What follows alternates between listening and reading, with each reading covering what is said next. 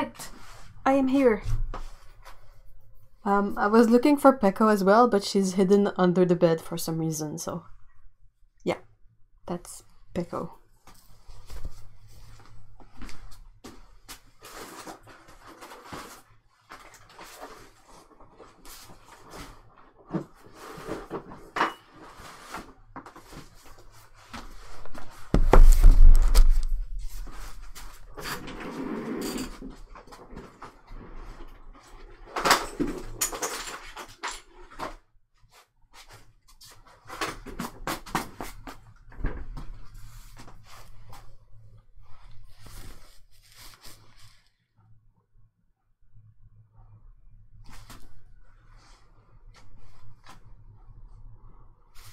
So, hi everyone! Today I wanted to set up this palette, but I've sort of been procrastinating on it because it's kind of a big palette to set up with 48 colors, and I figured that doing a live stream would be a fun way to make it more fun for me, because it would be like doing it with friends. So yeah. So I got this is the full range of the Shinhan PASS colors that are a hybrid between watercolor and gouache. And I bought it some time ago when it was on sale. So yeah, I had a blast using the colors they sent me, and I figured that it would be a good idea to spend the money on the full set when it was on sale, but yeah, I had a hard time finding out what kind of palette I wanted for these. Ideally, I wanted a palette that was big enough to have all the colors. Oh wait, I should say hi to hi people in the chat. I'm gonna miss quite a lot because you've been chatting, but I see there is Otto, my super great moderator. Cithalina, Heather, May Kristen, Rhiannon, Peg, hey Harley, hi, Harley Bean is there, Maddie, and yeah, I saw that Paulo was there, and well, hi to everyone. Yeah, I cannot go back into the chat because I don't have access to my mouse when I'm here under the camera, but anyway, okay, back to what I was saying. I love these paints. I really wanted to grab the full set when it was on sale, but I was struggling with how to put them into a palette of sorts. I didn't want to put them into half pans because not my preferred way of working with stuff, generally half pans. It's convenient, but I can't say I enjoy it. So eventually ooh, it's really full of cat hair, but I found this box. I don't know if it probably won't fit under the camera, but it's a big ass box with 48 compartments and one of those, you know, rubbery lid that separates each compartment, so it's pretty much watertight. Have been having my regular gouache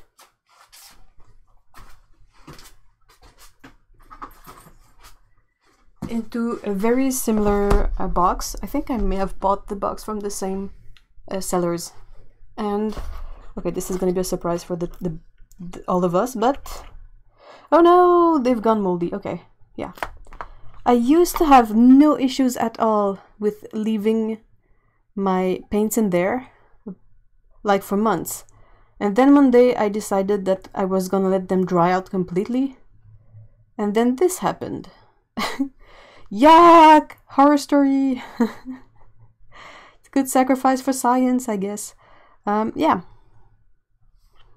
So yeah, you can see what happens when gouache goes bad. It is not cute. Definitely not cute. So I'm gonna have to wash this out and put back some paint. And good thing is that I never put a lot of paint into these palettes because I like my gouache really watery, so I usually put a small dab and then a lot of water, and that's why it looks like there's a substantial amount in there, but there isn't. And yeah, I guess at some point, maybe through using the brushes, I introduced, either through the brushes and the water, I introduced bacteria in there, or just by leaving the palette without the lid on, like the dust fell in there, and that's what caused the mold. So yeah. Surprise! Mold! Those were not the pass. Those were they're just regular gouache. How many are moldy? Jeez, I don't want to put my nose too close. 1, 2, 3, 4, 5 possibly. Though I think that just for the sake of not contaminating the other areas, I would wash the whole thing, like completely. And that means wasting a bit of paint, which is not great. But then again, it's moldy paint, so is it?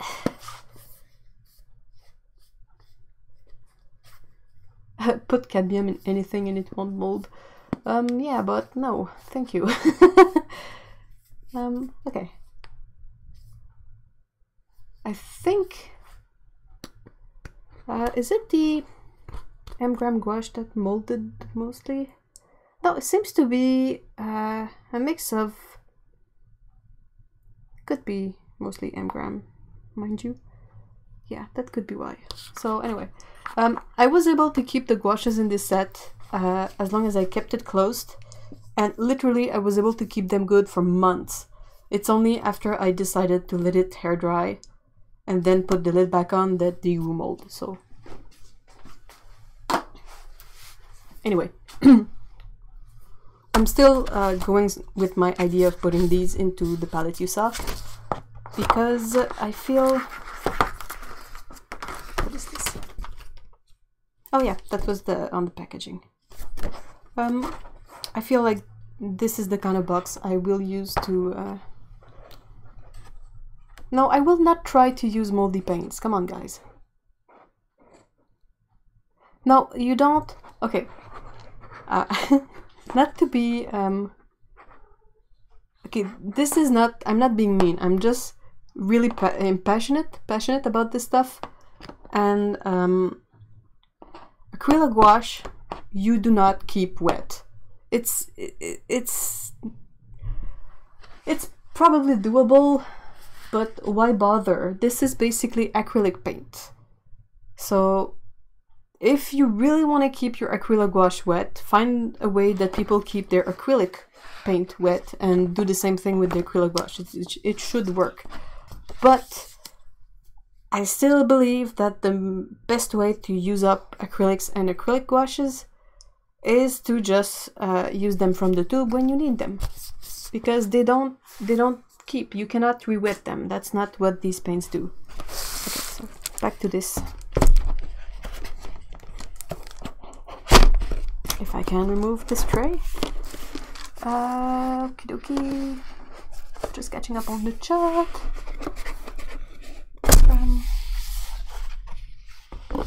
Hey, kitty! No, my stuff. Come back here, you raccoon. There you go. I caught a wild raccoon. Stepping into paint. Come on. Off you go. Hey, Mata. Hey, Lily.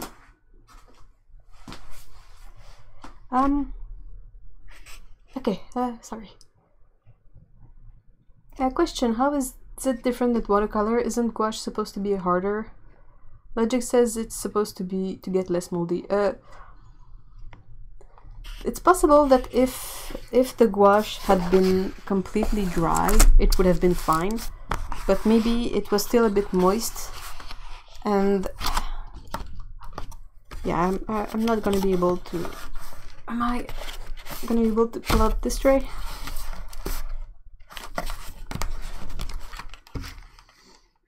Struggling. Yeah, it's a double-decker box.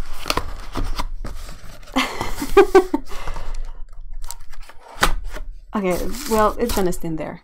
So, okay, first first layer is red to green to blue, and the second layer is blue to pink, and then you have the earth tones and black, gray, and white.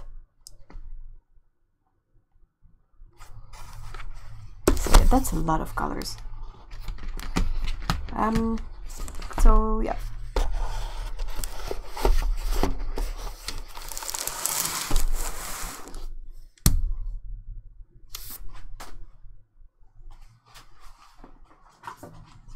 If you want to use these types of portion boxes, I've already washed this one, at least inside, and then like, I think the best way to use these would be either to let it completely dry and then you put the lid back on, and since the lid has all these all the segments between the compartments, even if the gouache is dry and sort of moves around, it shouldn't contaminate the other compartments if you close it well.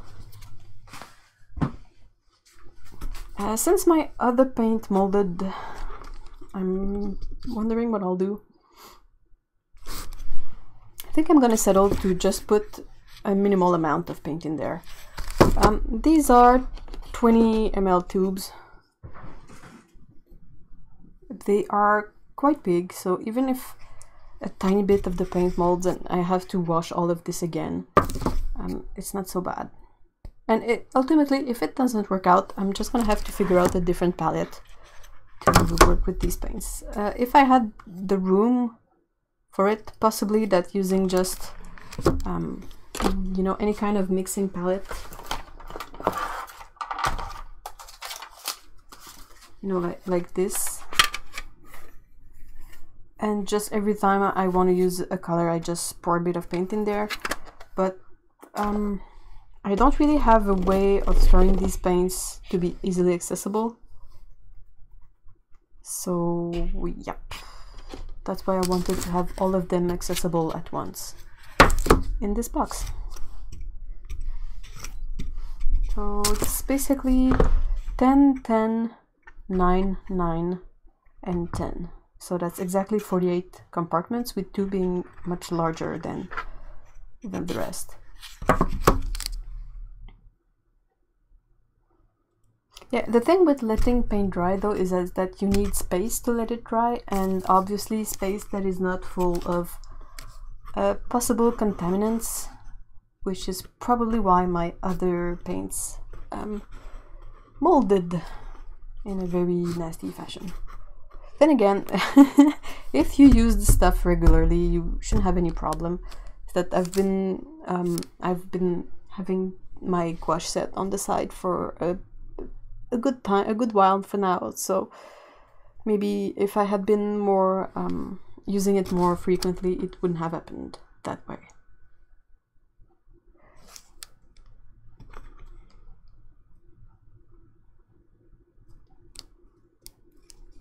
Question: what use would you have for the pass? Do you see yourself using it as watercolor over, say, your Daniel Smith or Holbein?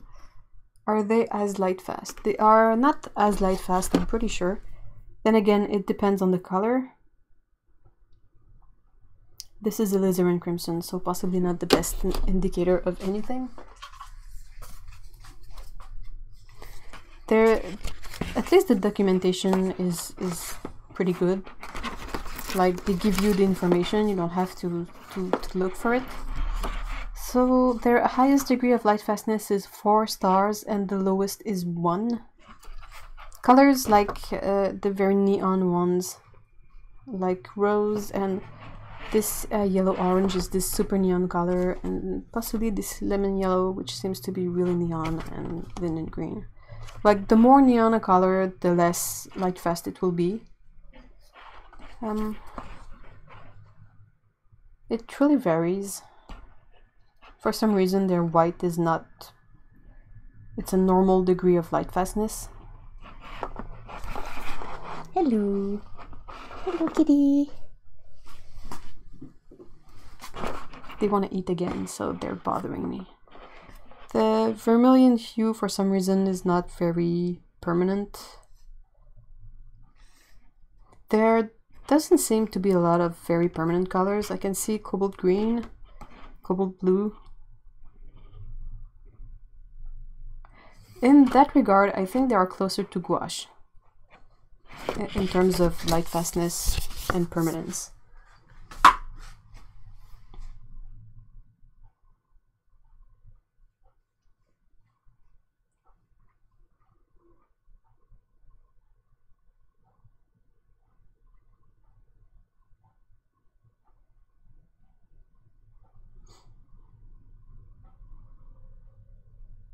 I'm not even zoomed in. Hold on. I will try.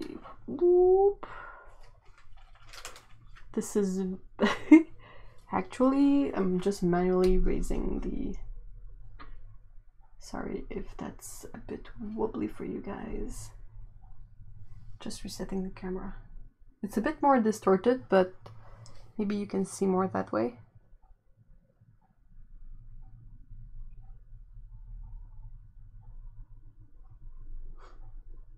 Yeah, I think this is kind of a product that is better suited to making art and then scanning it, or making art and keeping it in your sketchbook, because it is not necessarily permanent.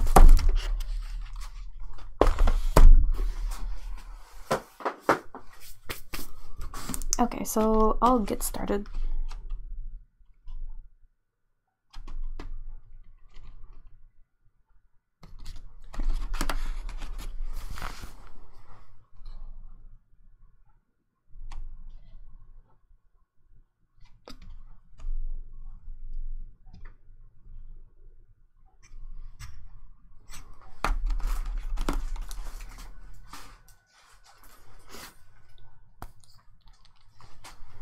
So very easy to unscrew, and there is nothing to pierce apparently. Either that, or maybe I had opened this too before. But yeah, this is not even the... I wanted to grab the first one, come on. First color is this alizarin crimson, not very light fast, sorry. Kind of a pinkish red. So I'm just gonna... And the cat is trying to steal my chair. There's a bunch of rubbish on my chair. Come on, you.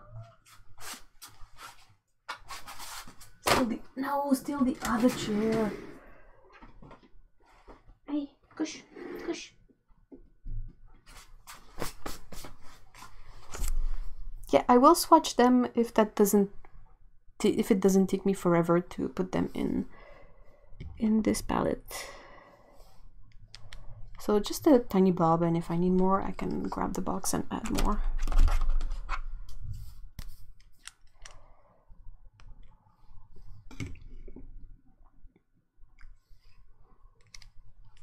I know this is perhaps not very exciting. Would it be better if I put this at an angle?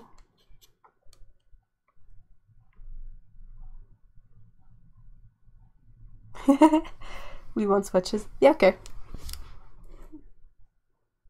The second color was carmine. Third color is permanent red. Okay, just quickly go back at carmine. Carmine was a bit more light fast than the alizarin crimson. And it is made from one pigment, PR17.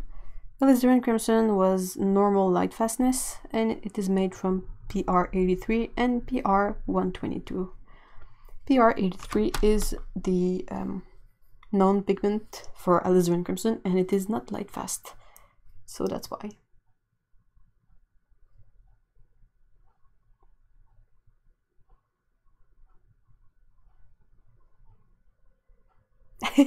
Okay, permanent red, 3 stars light fastness.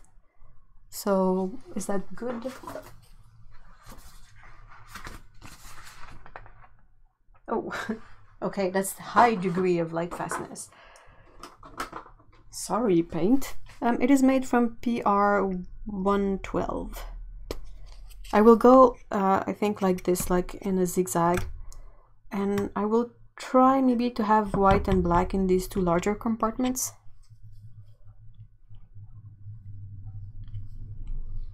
Oh, this is super bright red.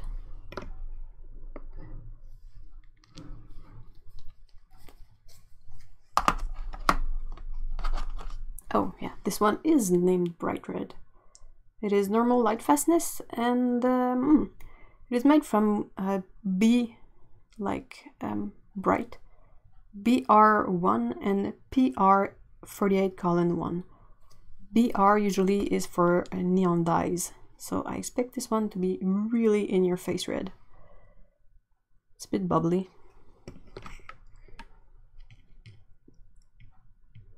Yeah, it's really insanely bright. That's the thing. That's the thing that I was. Oh, okay. See what I can do. Yeah, that's the last row here. Whoop, whoop. Okay, cool. That's one of the thing that appealed to me for this set, is that there are some neon-ish colors, and I really enjoy painting with those. So this is Vermilion Hue, not very light fast, 1 star, and it is made from P016 and PR48:3.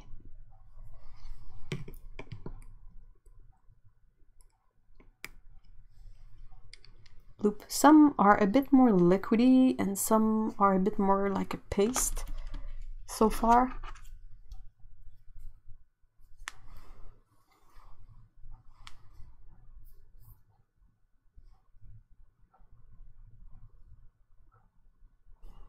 Okay, this one is simply called Orange. Normal Lightfastness. It is made from P013 and PY1.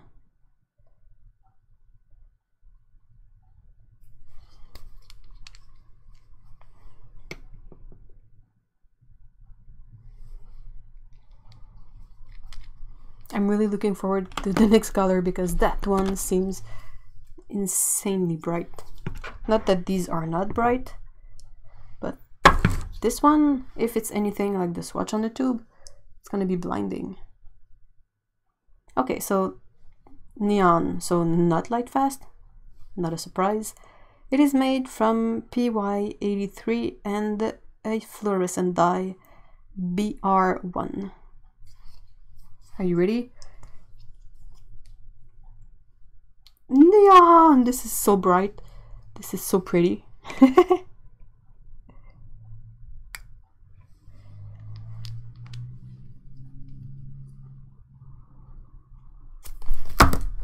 I'm dropping it. Yeah, Otto is saying that that's something they noticed about Daniel Smith, that their paint consistency varies a lot, whereas Holbein's paints are pretty consistent in soft hardness. And I agree.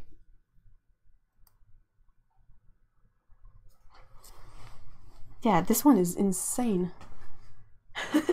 It's in the shadow, like on the footage. I don't know if I can bring it, make it a bit lighter, like hit the light. Come on, hit the light. It's so bright. The next one is Permanent Yellow Deep. Again, a normal Lightfastness color of PY1 and PY2. So I guess that in terms of color formulation and color composition, they maybe went more the gouache route of having all sorts of mixes to get a specific color, rather than having pure color that will mix together to form other colors. This one is Permanent Yellow, again normal Lightfastness, 2 stars, and it is PY1.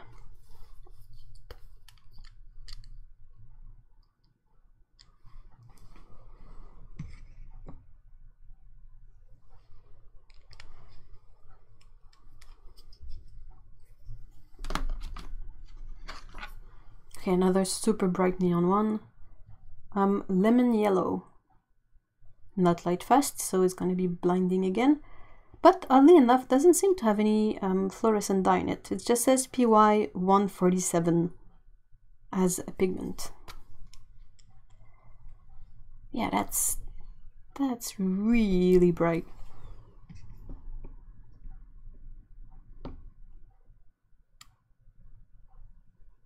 Yeah, so far the most neon colors have had a bit of a consistency issue. That there is some sort of liquid in this one. Pretty sure you can see.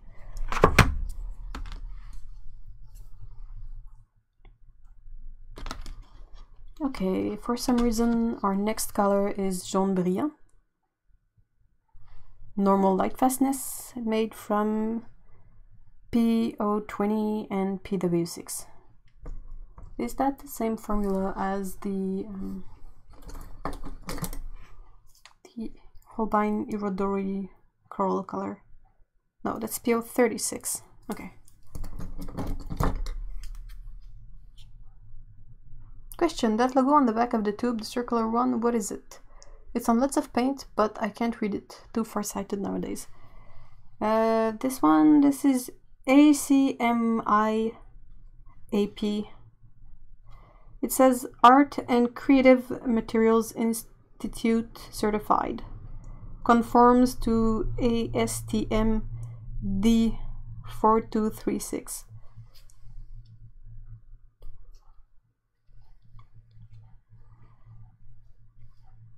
That's kind of a weird color to to put here and then step onto the greens, but okay, sure. It's a nice peachy color.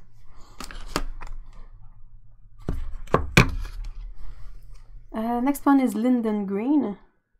Normal Lightfastness, made from PG7 and PW6.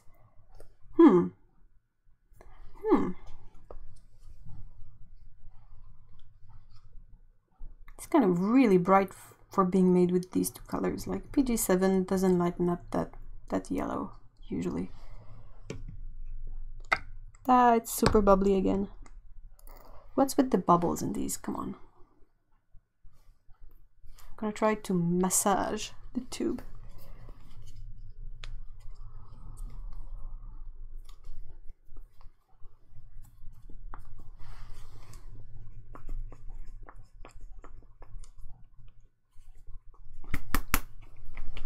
Oh, I can literally shake the tube and it makes a squishy sounds. Is it better now? Yeah, it's better. It's more mixed. So that's something to know, that you can mix these paints by shaking them. Interesting.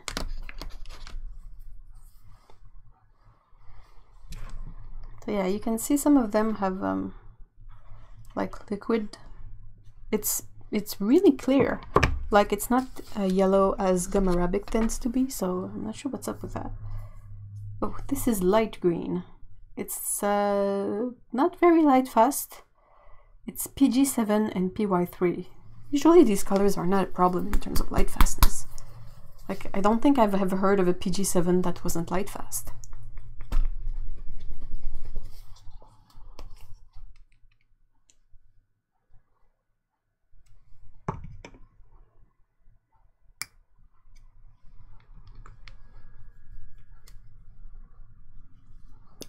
These don't have any acrylic in them. These are not acrylic gouache.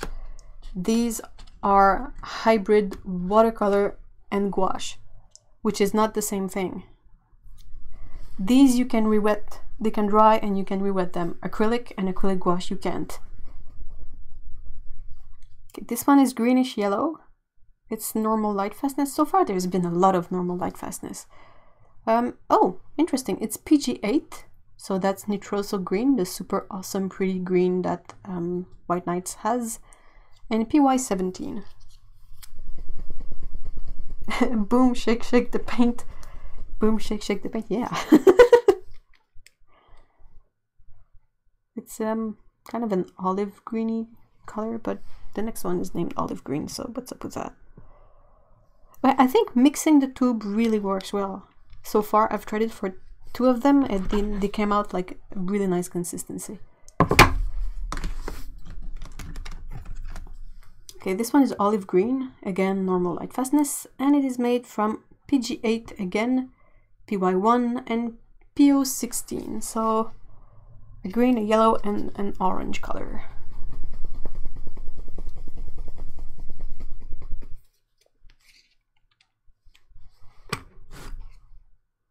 Seems to be fairly dark in the tube. Not a lot of difference with the previous color. I don't know if you guys can see, but it's fairly similar. And then we have cobalt green. Okay. It is the first highest degree of Lightfastness colors we found. It is a series E, so it's one of their most expensive, and that usually indicates that it's made with the original cobalt pigment. Okay, so this one is made from PG7 and PB36. So I'm kind of surprised that they would make it the so expensive when it's a mix and it's not just a super expensive pigment. The cobalt color are usually a bit more firm than some other color.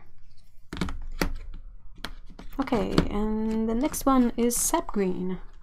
I think that's one of those they sent me when I tried them in my video. Okay, so is the chat dead like it has happened before, or is it just nothing's happening on there?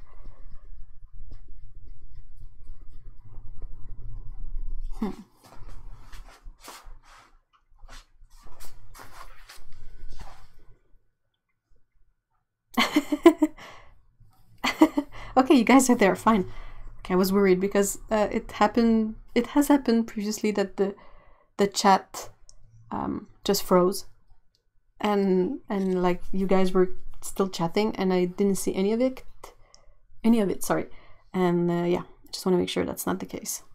Okay, so this sap green, normal Lightfastness, again with PG8 and PY17.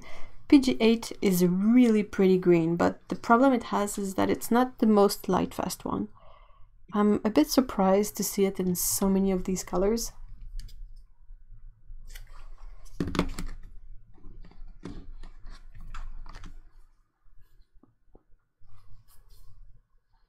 Online info on the pigment codes.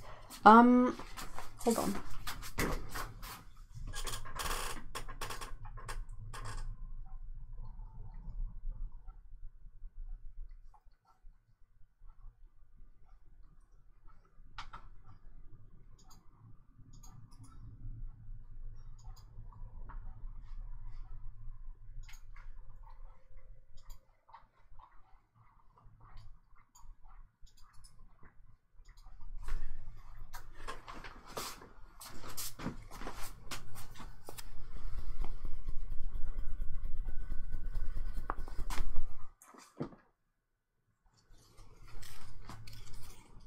Oh, you mean just to copy paste what is written on the Shinhan PASS colors? Huh. Well, so far it seems to be a lot of PY1 and PY17. And again, this is Hooker's Green, normal Lightfastness. And it's PG7, so phthalo green, and PG8, nitroso green again. What is this magical page? How have you not found this page yet? I mean, it's like the Bible of all the pigments, and this one is really watery. I'm gonna shake it again. And massage. It's a thing you can do with most tubes. I'm glad that these are plastic because you can really bend them and they're not gonna keep the bent shape.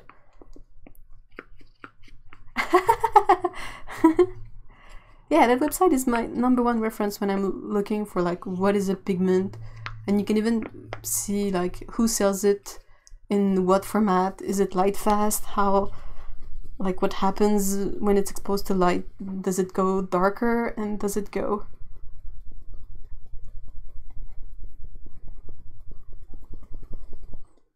Oh, Heather, that's so awesome.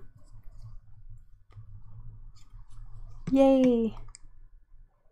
Okay, so, well, I tried, but Hooker's Green is kind of soupy.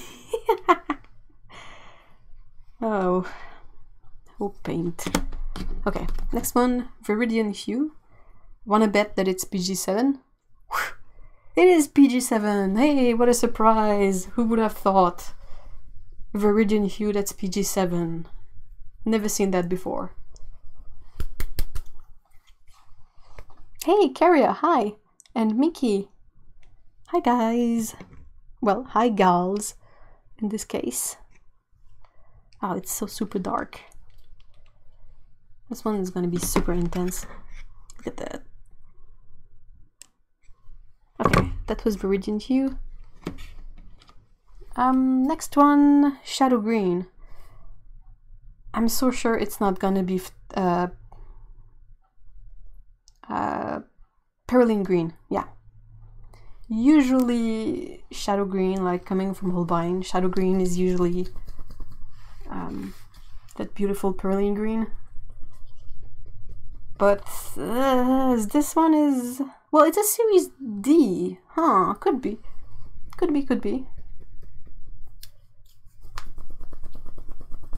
Okay, let's check it out. Oh, it is Perylene Green. Awesome. PBK 31. That's such a pretty color. That's like super deep dark green. Yeah, it doesn't want to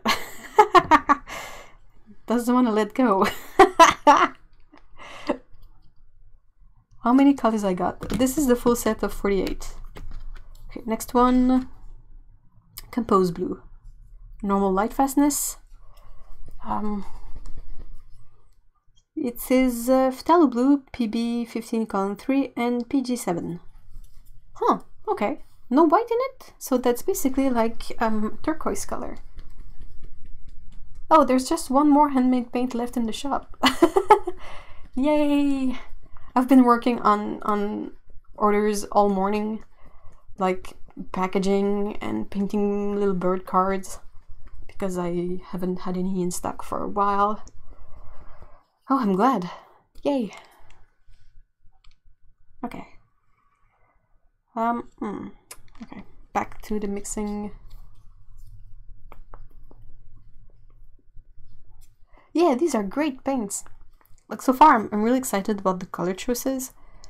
Like, I'm really eager to swatch them, because it seems pretty original. You can hear the liquid going in there.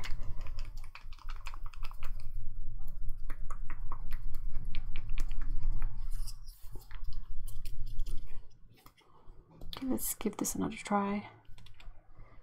Oh, seems a bit better. Yeah, that's good. Bloop. See, it does this thing. I won't say what it reminds me of. Okay, next color is blue-gray. Normal Lightfastness, and it is made from Phthalo Blue and Ultramarine Blue. Huh.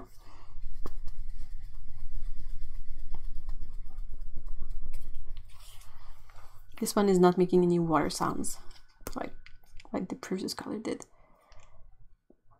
I'm really, like, there is something going on with these two colors, because there has to be some white in there, some chalk or some filler or something, to make the color have this specific light hue.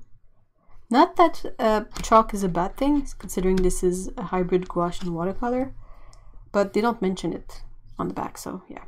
Okay, Peacock Blue. Normal Lightfastness again, and it is made from Phthalo Blue and Phthalo Green.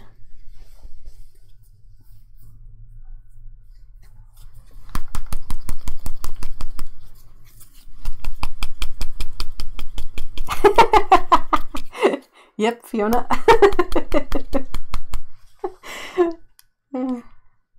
Okay. Ooh, this is pretty.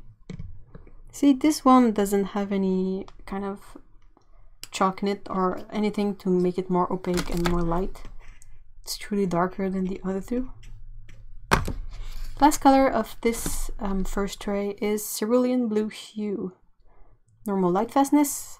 Is it gonna be made with phthalo blue? Haha, it is. Yep. A good old classic. Cerulean blue hue being made with phthalo blue. Oh no, Karia. Karia is saying that she's supposed to be editing her next video. But she's there in the chat, so... Okay, so that's half of the colors and cat hairs. I'm pretty sure that cat hair is not the worst contaminant because I have it in everything, and considering the amount of cat hair in everything, yeah, I doubt that it's really a problem. Okay, so next tray. Aww. I have a cute little assistant. Hello. Hello, baby. Okay, so the next... I tried removing this tray from the box, but nope.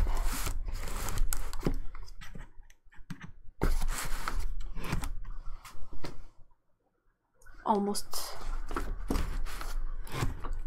yeah, problematic a bit, but... Oh yeah, you can crack an egg and find a cat hair in it. How do they make it thick without chalk? Just a lot of pigment, I'm guessing.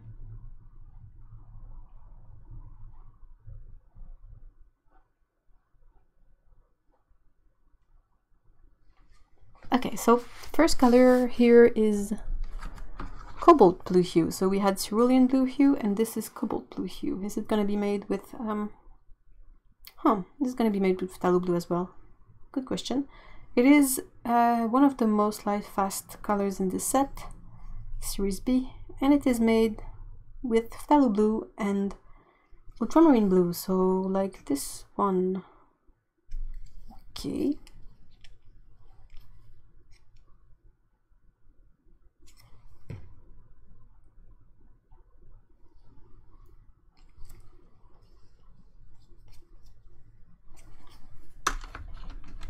Like, they say it's the same pigment for these two, I think, and they definitely don't look the same. So, yeah.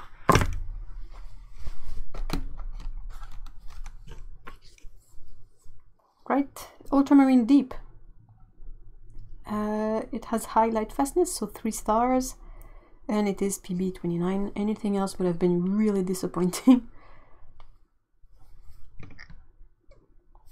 It needs to be mixed up a bit. Hi, Lana.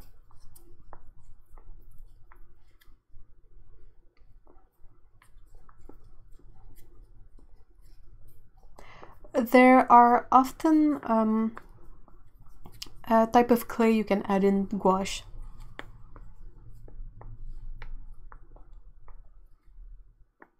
Like kaolin clay, I think is one. China clay, it's also called.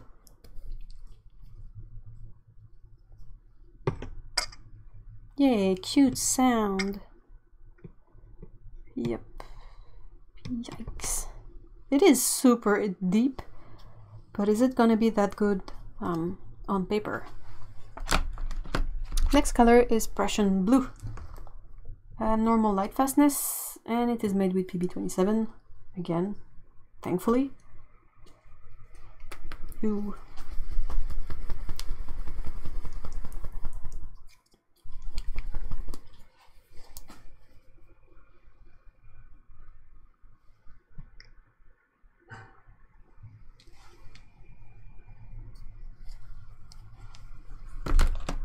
Okay, ooh, next color is indigo. That's interesting. Normal light fastness. Oh, ooh, it is made from PB66. Is that? It's not an enthroned blue because that's PB60. And I don't think it's Mehendi Blue because that's 62. PB 66. I'm not sure I have other paints with this pigment in it. Anyone in the chat can check it out. For me, PB 66.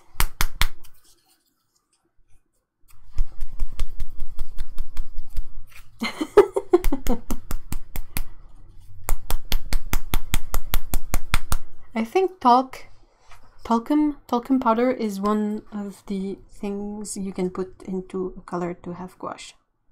This is super dark, pretty indigo. PB 66 is synthetic indigo. Ooh, interesting. Okay, next one is permanent violet, normal lightfastness, and that's gotta be dioxazine purple. No, not even, it's PV3. So it's this super nice violet color that is not very light fast.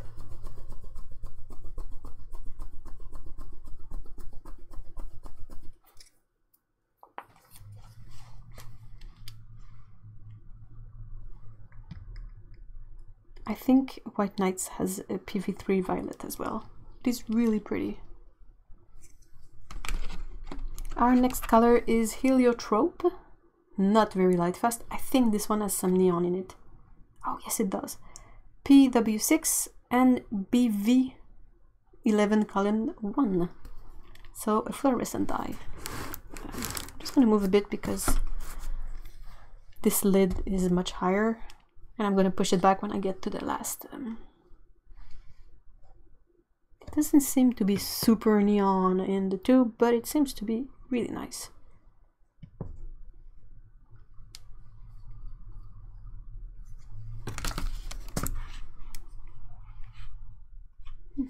Pretty. Next color is sorry, Blue Celeste. Oh, I gotta take a sip of my tea, hold on. Today's tea is brought to you by Otokano, who got me addicted to Pickwick tea.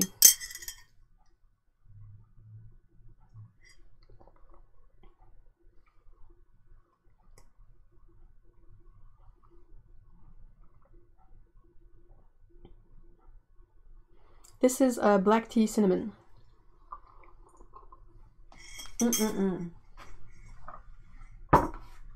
It is delicious.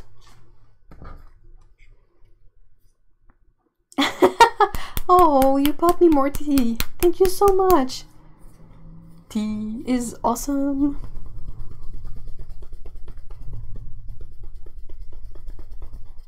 Okay, so this one is Blue Celeste. Celeste basically is like celestial, refers to the sky. Normal light fastness, and it is made from ultramarine blue, PV3, the violet, and white, titanium white, PW6. It's a bit like the previous color, but on the blue side, like one was lilac and the other was more like lavender, perhaps.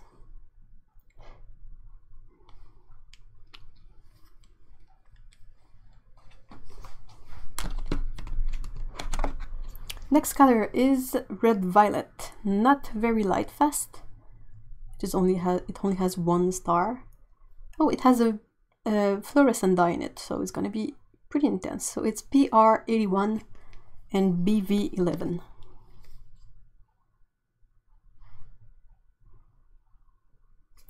Really nice color.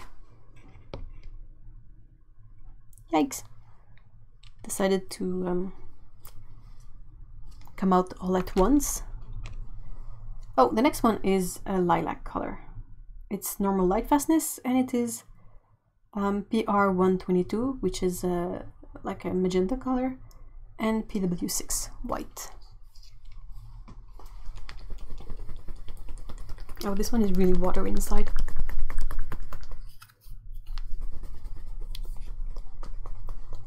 When this set comes on sale at Jackson's, that's usually a pretty good saving, but you can also get it open stock at Jackson's, which is really great because say you really like one of these colors and you want to try it out, you can get that specific tube, and shipping from Jackson's is really affordable. really, yeah, liquid, this one. Hopefully.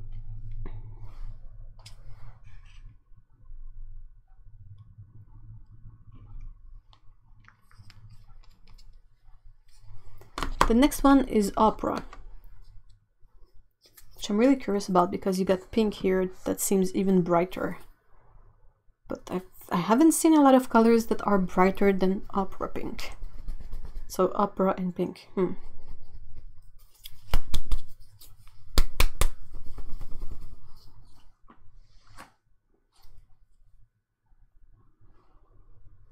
So okay, Opera, not Lightfast, not a surprise.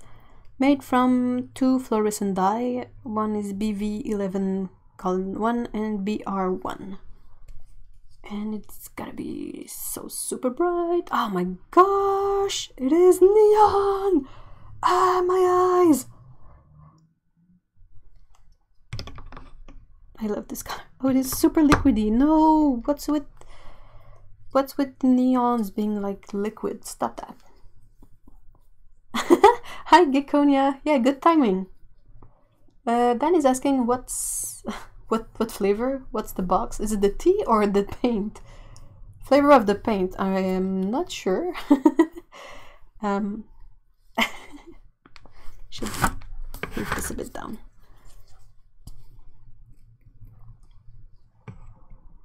Yeah, it's kind of dropping liquid in there.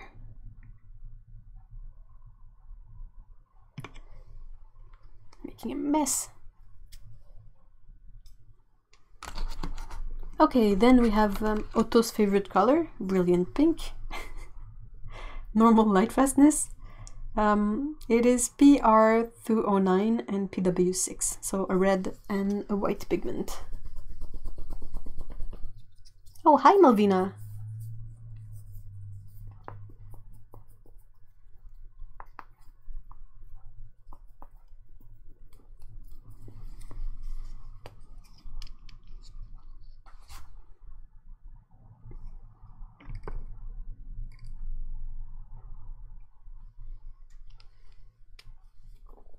Question, is that Opera brighter than the Japanese neon watercolor set?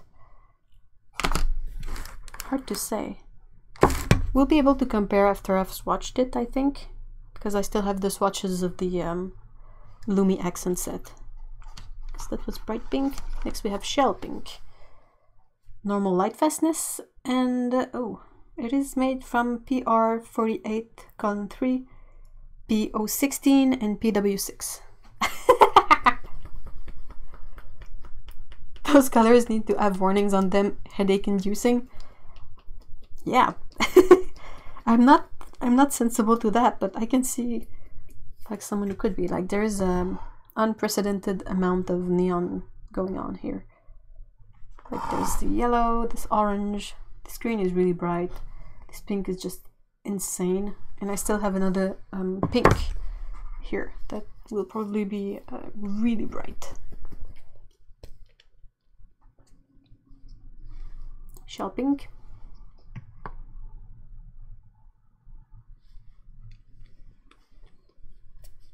It seems a bit like a cross between a mix you would have between this shell pink and Jaune Brillant would give you no, this brilliant pink and Jaune Brillant would give you shell pink.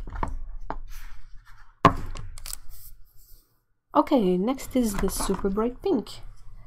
Not Lightfast, and it is made from 2 dyes, 2 fluorescent dyes, BR1 and BV11.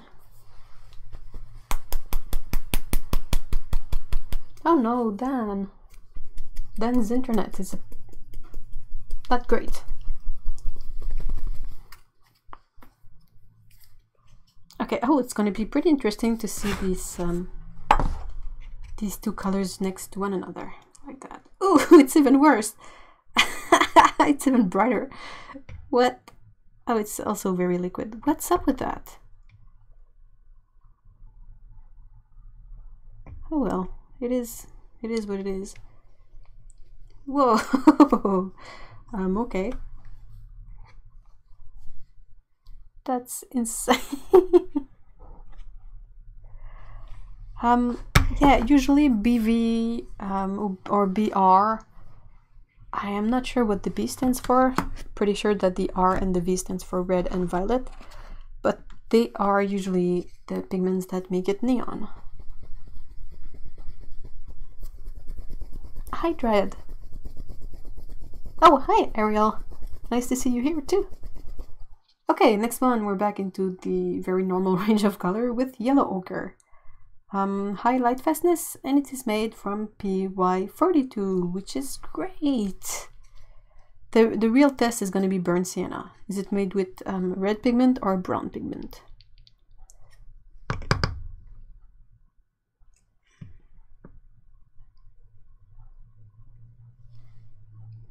It's kind of a really muted yellow ochre, in my opinion.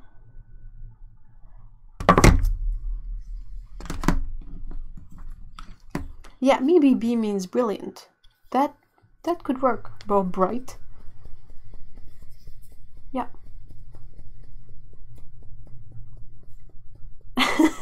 Flavor of tea is Pickwick, black tea, and cinnamon black tea. And the box is one of those box with the with the rubbery cover, you know, like this.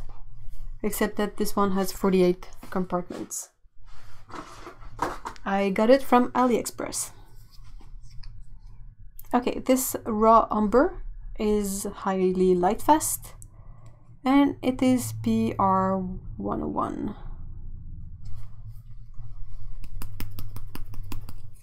It's B for bloody bright blimey.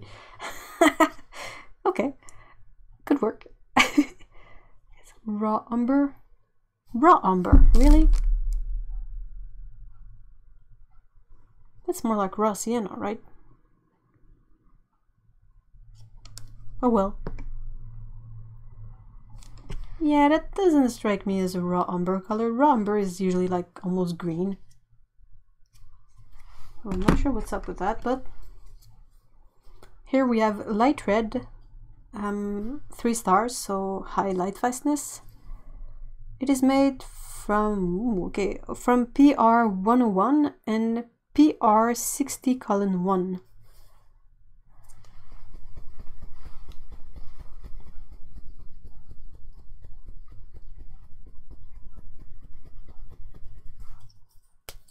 So far the earthy colors haven't been really watery. But this one really came out in a rush. Okay, moment of truth, burnt sienna. Burnt sienna, 3 stars, so high lightfastness, and it is made from PR101. No! Why? Why? Why? This is a red pigment. This is not a brown pigment. This is nonsense. Alright, let's take a look. Oh gee, what's up with the bubbles? Okay.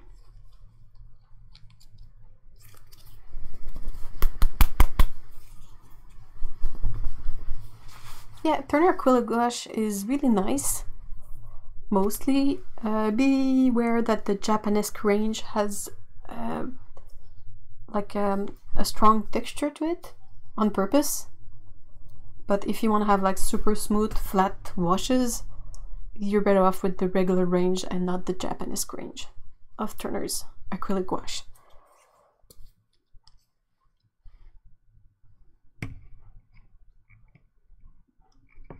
What's with the soup?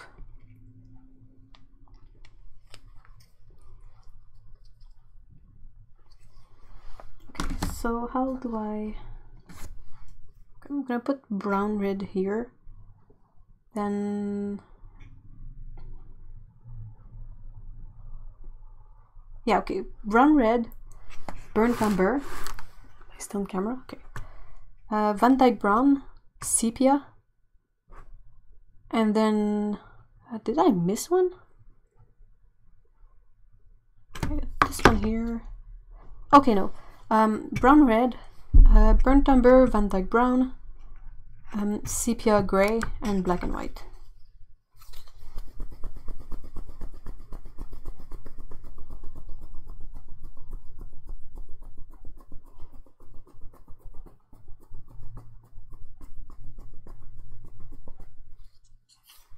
Yeah, I got these when they were like on huge sale. Otherwise, I wouldn't have been able to buy these. Because it's not the most expensive set, but it's still expensive, so.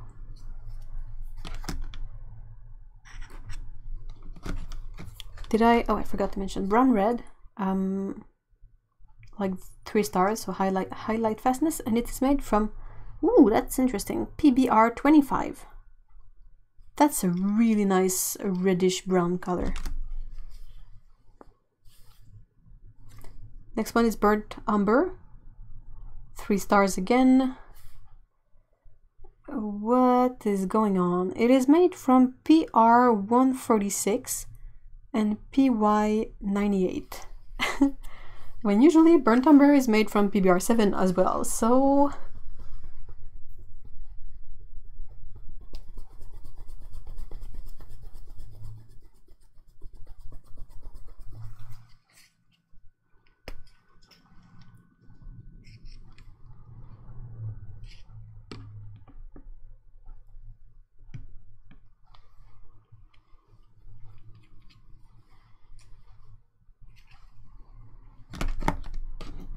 okay, our next one is Van Dyke Brown. So far all these earth tones have been the high Lightfastness, which is sort of the kind of thing to expect from these. This one is a mix of PR 146 and PBK 11.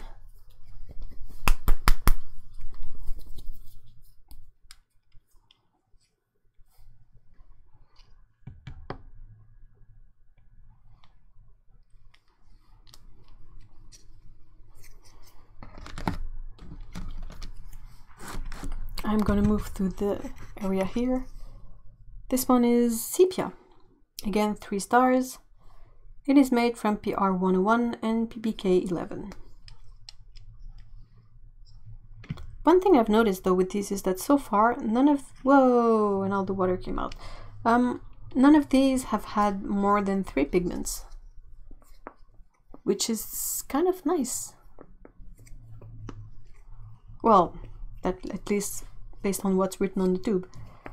Maybe see some of like hidden pigments that they don't mention, but yeah, like I'm talking about white in a paint to make it more opaque and light. Okay, black, gray. Ooh, that's not... Okay, so from almost pouring all of them, I can say that maybe these have been like waiting to be poured for too long and that's why they are so watery, but these are these have separated something unexpected.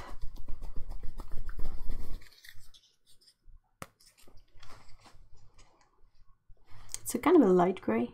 It's not really like 50% gray, it's just gray. Maybe a bit like Davies gray. Is that the one? Yikes! Again, it's like there is a bit of a clog, and when I push out, the clog comes out, and all the liquid stuff goes right after. Okay, so one thing I'll do though is that this is the white, but I already have a white, like same thing, that's opened and started. So I'm gonna pour some of my previous white. It is PW6, so titanium white. I think I'm gonna make 2 blobs. Because you can have one that's dirty and one that's relatively clean. And the very last color, black. Very light fast. It is PBK1. What is PBK1? I know of PBK 6, 7, 9, 8, 11, 19, 31, but 1?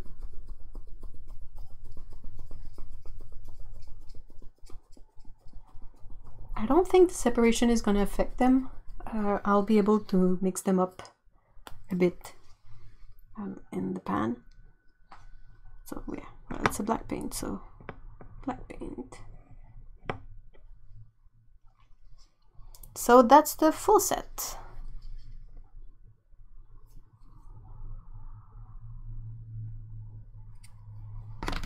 Oh, if Heather, if you're on Instagram, you gotta let me know what's what. Okay, so that's the full thing.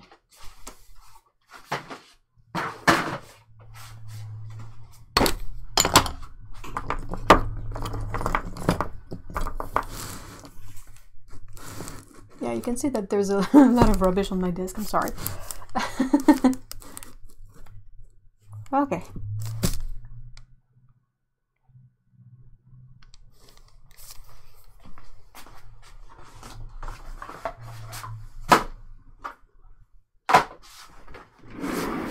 I'm gonna grab a chair.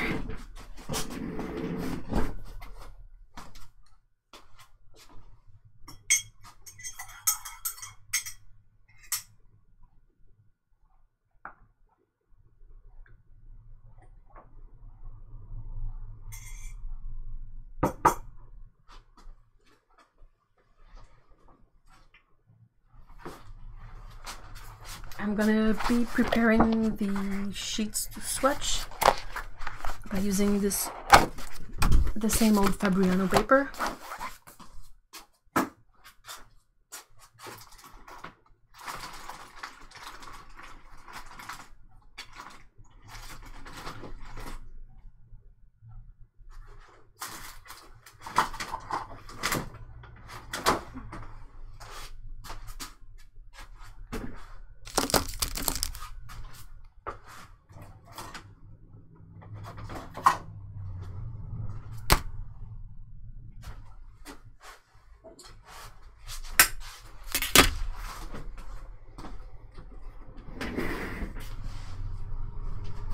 Alright, just gonna push this off a bit so I can have a bit of space to prepare a chart.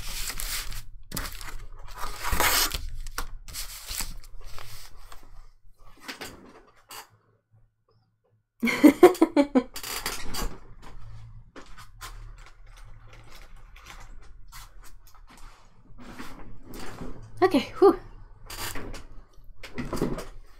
Oh, PBK1. Aniline Black PBK1 is an impermanent azine pigment available from about 6 pigment manufacturers worldwide. Thanks, Ariel.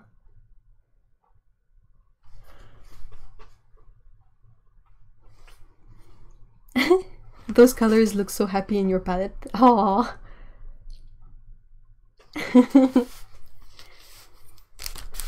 Okay, so quickly. I gotta fit, what, 24 colors per page if I want to keep this simple.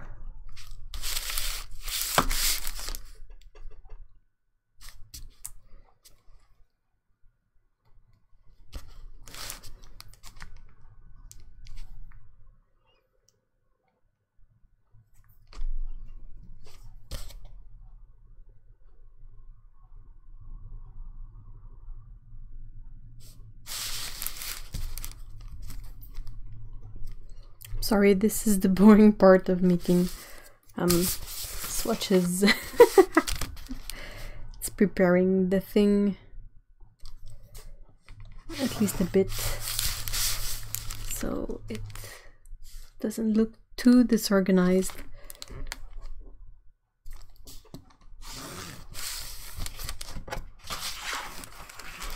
Well, Shinhan has both the PwC and PASS ranges, so I'm not really surprised that their colors would be fairly similar.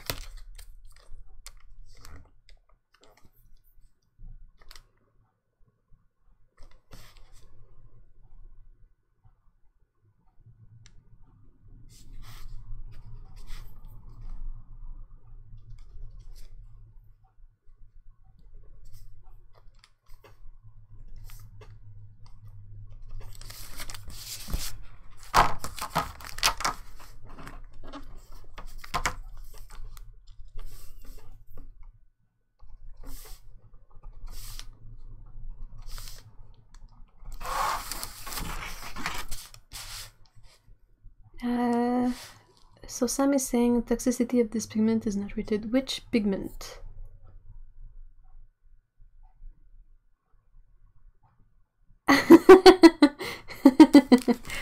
Yeah, this tea roller is truly my best friend when it comes to time of making these, because I don't want to spend a lot of time on these, but I still don't want them to be like too random, like not set up in an appealing way. So I try to find tools that will really make my life easier, and this tea ruler is one of them. The square template is the other one. The square template is amazing. This thing. Okay, Otto is asking, so what are your first impressions now that they are paletted? I'm a bit bummed that some of them are watery, because you go through these for the fact that they are supposed to be between a gouache and... Like, I'm just worried that I'm not going to be able to get the watery ones to be super intense and bright. And this is what I like. Even if I diluted them, I like to have the top intensity, because I know I can tune it down after. But if it's weak to begin with, well, you're stuck with something that is weak. So what do you do? Okay, so I basically have to have 6 of them per... Sorry, I'm not... Definitely not a mathematics person, so hopefully I won't mess this up too much. It's 1, 2, 3, 4, 5, 6.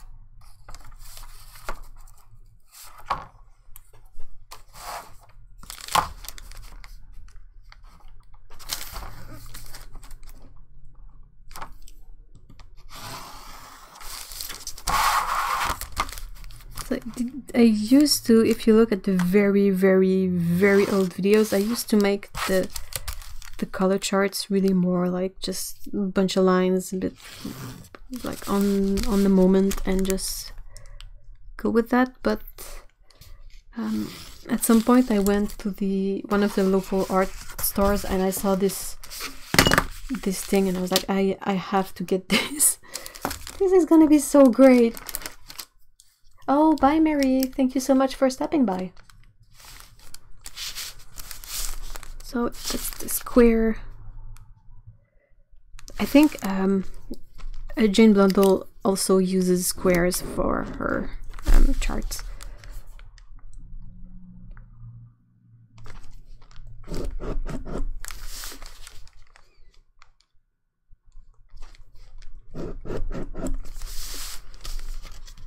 It's also super useful when you want to make a color mixing chart. Like if you don't want to calculate it all and like take measurements and do all this stuff, I just try to extrapolate, like using this template and the sheet of paper I want to use.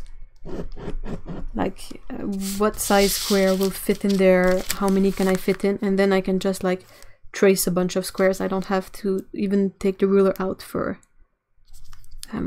a color mixing chart, because the least preparation effort I can put in, the more chance there actually is that I will finish the thing.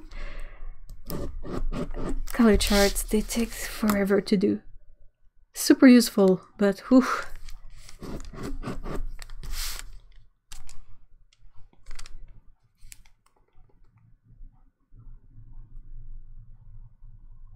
Eve, just out of curiosity, if you wanted to keep them lined up without drawing the line, can that green thing be lined up against the T-square and just slid along? Yeah, pretty sure it can. You would have to find a way to like glue this thing down so that you can grab this and slide it along. And depending on the square you want to use, it might be more problematic. But you could possibly just maybe even tape this down, and I don't know, like if you move it like this and then you move it the other way, I don't know. No, this is the one I use.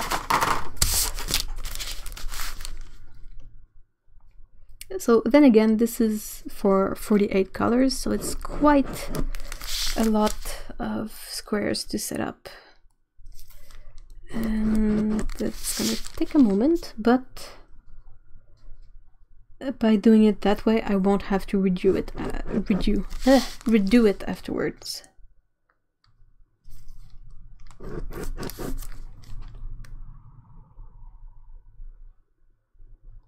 You could use a circle one as well. Like if you don't find a square template, you can use like any template you find. Some have octagonal shapes, some have squares, circles, like water drop,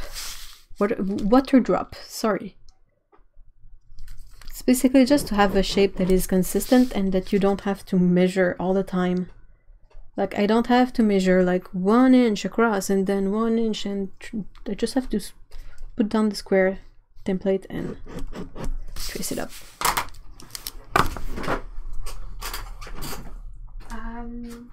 Where is my other thing?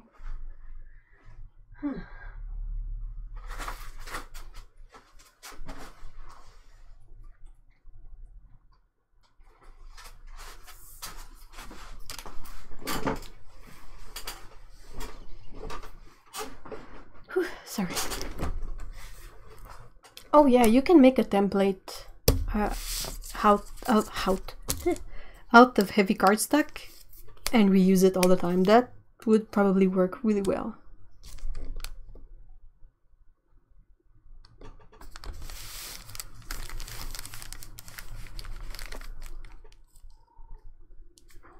Oh, Peko says hi.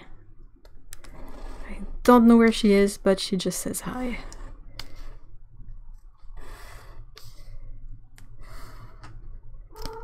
Hello! Do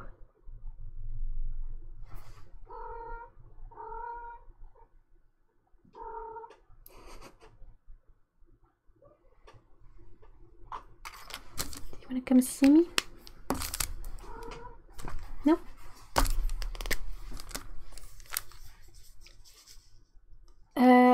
It was 17 centimeter, the havoc hair, right?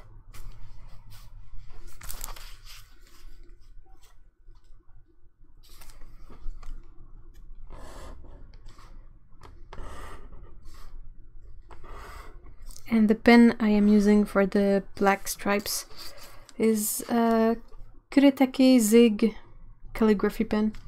It is my favorite because it is waterproof and it doesn't have that weird effect that you can have with alcohol pens sometimes, that you will sort of repel the watercolor. I found that if you use alcohol like Sharpie, I really need to let the page dry for like a day. Even if it feels dry, I feel like there's always like a weird effect going on with the ink. And Peko is marking this stack of watercolor paper as her own. Qu'est-ce que tu fais? Arrête!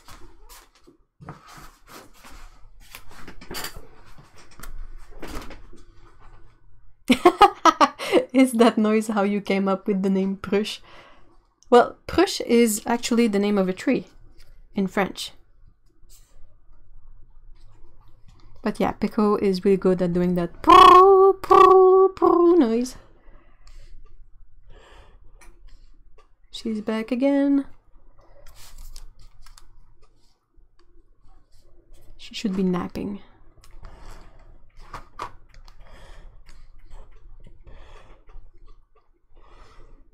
So that's set up.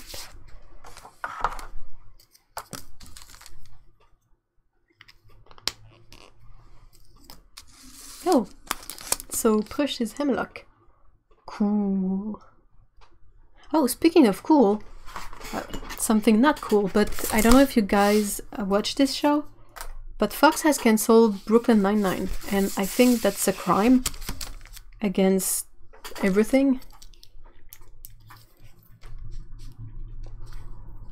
I really hope that Netflix is gonna pick it up and continue the show because it's so funny. It's really not great news that they canceled Brooklyn Nine-Nine. It's very in character for Fox though. Oh, what? A good show? Let's cancel it. They did that with Futurama back then. It was so hellish to try and watch Futurama when it was actually going on years and years ago.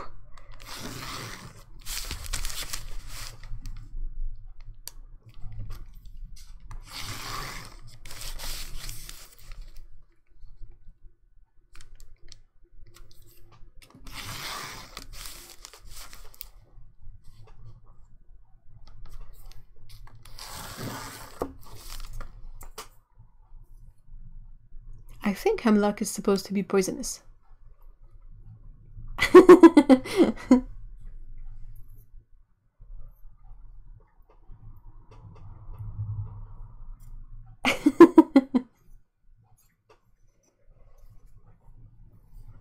Back in the day, when internet wasn't even a thing. No, I think internet was a thing when Futurama was on.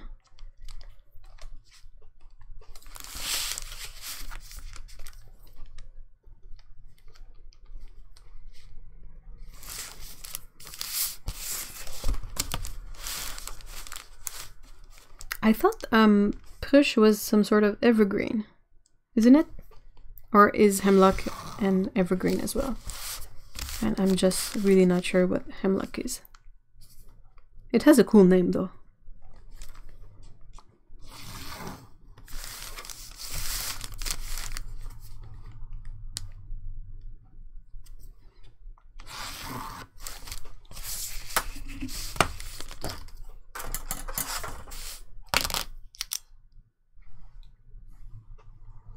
Still have not forgiven Sci-Fi for cancelling Firefly. Oh yeah, that was terrible. And then the movie, not that the movie was bad, but damn.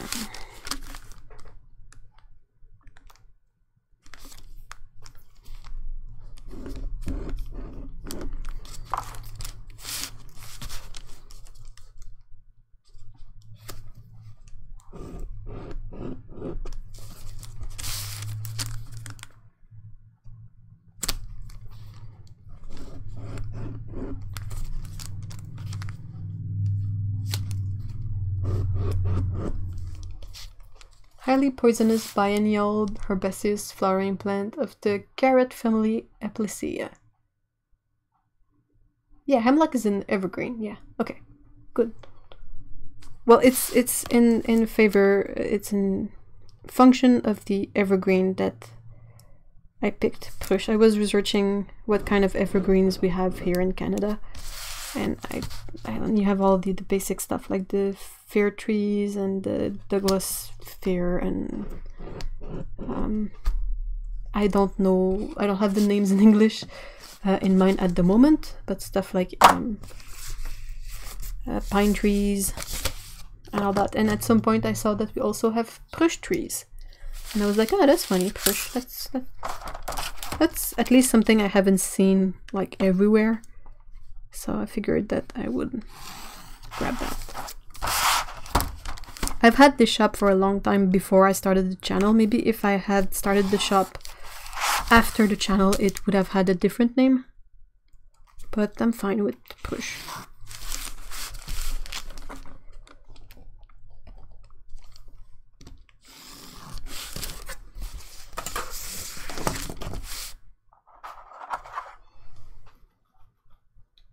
K2?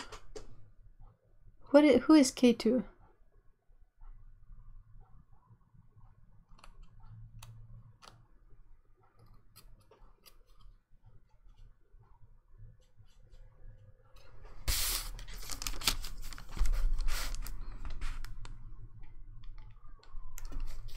When I went to my dad's place last summer, my dad doesn't garden, but at some point, a very, very long time ago, there was an attempt to grow carrots in the backyard. And I remember I planted carrots. And when I went last summer, I was, you know, looking around the backyard because I don't have a backyard here. So when I go there, I'm always like, wee, backyard. And I go barefoot in the backyard and I just like, yay, trees and plants and stuff that I don't have access to here.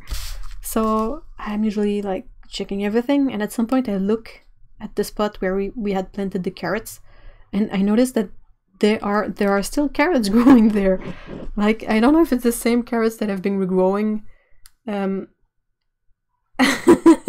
like every year for like 10 plus years, but there are still carrots growing. So I thought that was funny.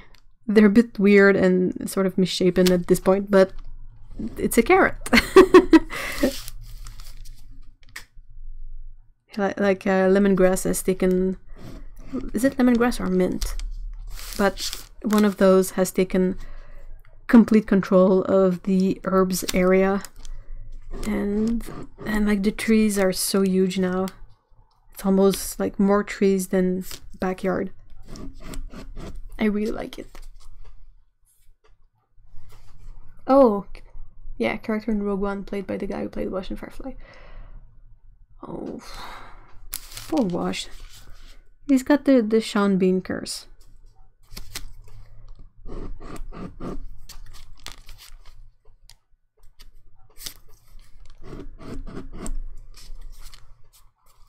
Mint is pretty amazing. I hope one day I get a bit of space so I want to grow mint and chamomile and yeah, mint and chamomile. Though I've planted I had a couple of onions and garlic that were sprouting in my refrigerator, so I found a bit of place on the lawn outside, like where there are tulips. There was a small area that wasn't growing anything, so I planted my onions and garlic in there, and they're growing. So I'm not quite sure what that will turn out to be, but I might have very locally grown garlic and onions at some point.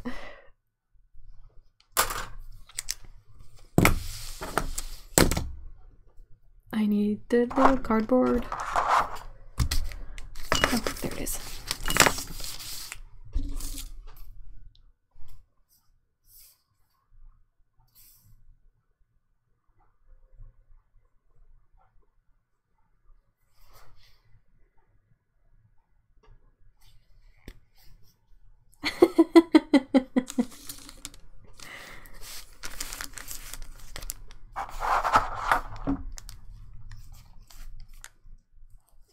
I don't have a lot of windows and light, and my cats would ruin any plants I plant inside, so that's not something I can do, but I thought it was funny to steal an unused corner of the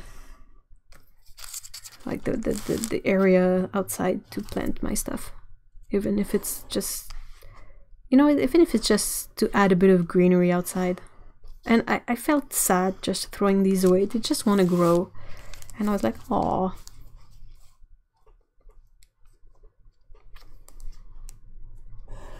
And then I read on it, and I read that garlic is super hardy. So I thought that it was a perfect match for the place where I planted it, because the soil is more like sand. If I had catnip sprouting in my in my fridge, I might have planted that. But yeah, I think I still have catnip seeds somewhere, but it's not to grow catnip, it's to grow catgrass. And if I plant catgrass, I worry that I'm gonna I have so many cat visitors that are gonna drive my cats mad. There's a cat, there's a neighborhood cat we have dubbed Jerk Cat, because all he does is he comes to the kitchen window and he pees in the window to mark his territory. So I always have to go out with paper towels and vinegar and clean up the pee from the window. And then he does it again and I'm like, yay, thank you, Jerk Cat, awesome. I just hope he won't do it in the screen one day, like the mosquito screen. I don't know if chamomile is easy to grow, but it smells amazing. And I've seen it grow a lot, like on the edge of concrete or asphalt. So I don't think it's gonna be that hard to grow. Okay, fun stuff. Let's get started. First color is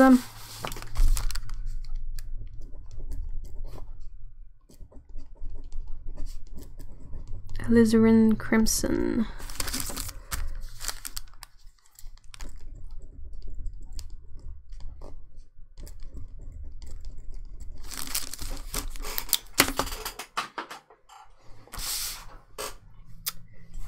It would go a lot better if I had some water.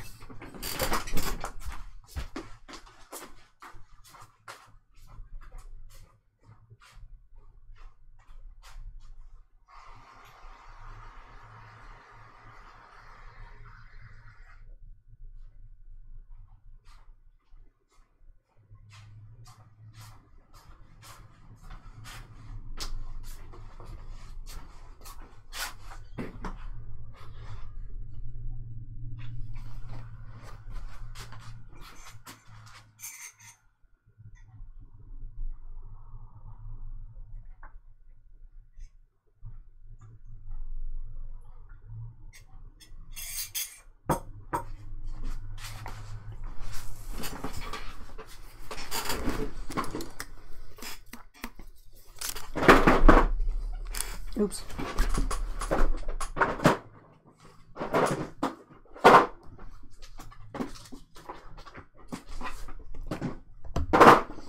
Okay.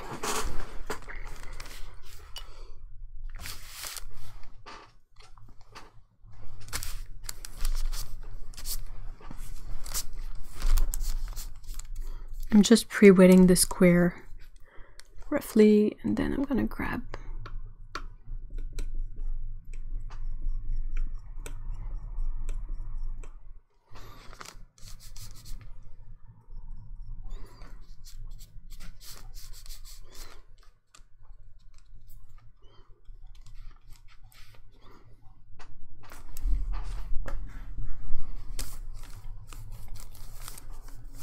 Oh, Cassie! Odo is babysitting, well, cat-sitting a baby cat. Cassie, she's so cute.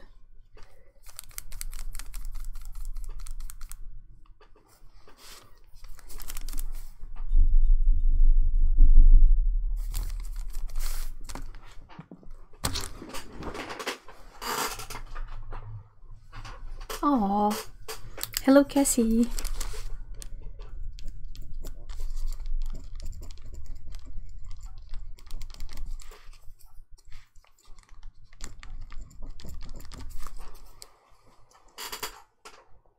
Kitty noises. What are kitty noises?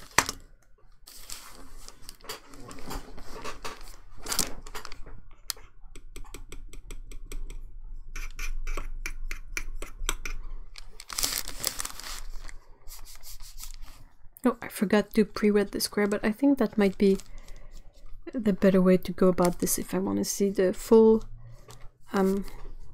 gouache power of these.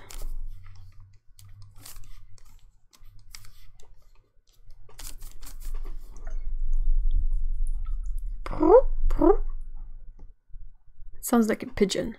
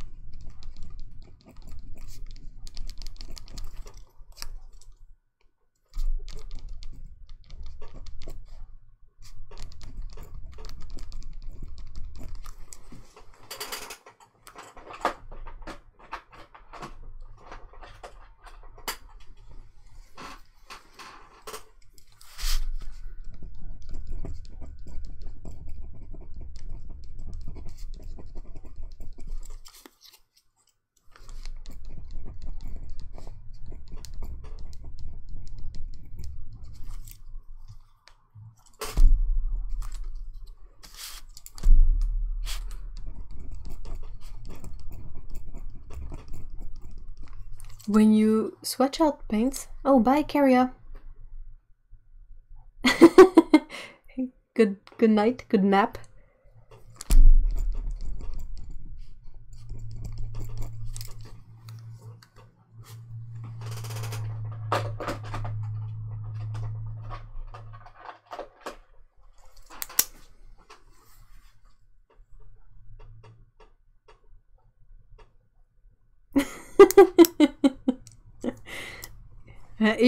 Earl Grey is a really good tea. I love me a good cup of Earl Grey.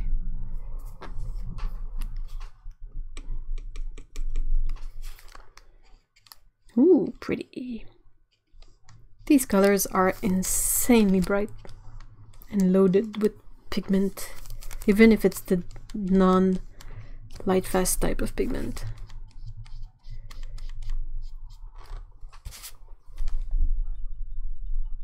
Earl Grey sounds nasty as it does. Sounds really gross.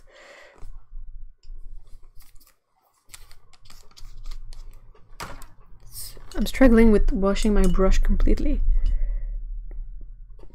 Like there's still a bit of pink that stays in there.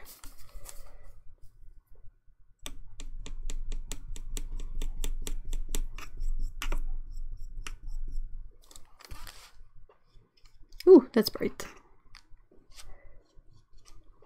That's really, you can really see that there is some fluorescent stuff going on under there.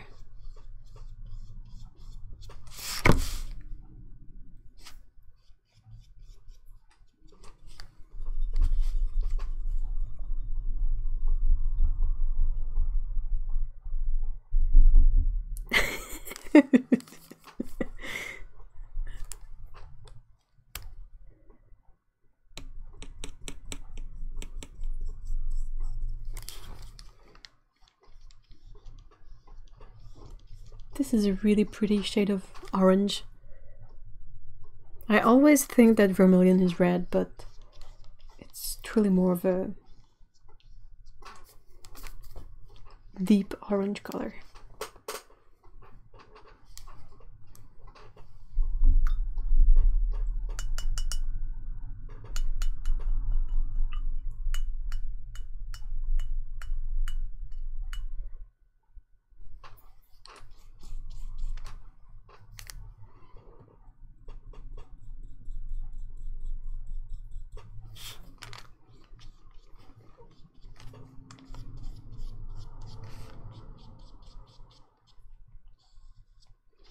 Gotta see how they dry, but so far these colors are really super vibrant.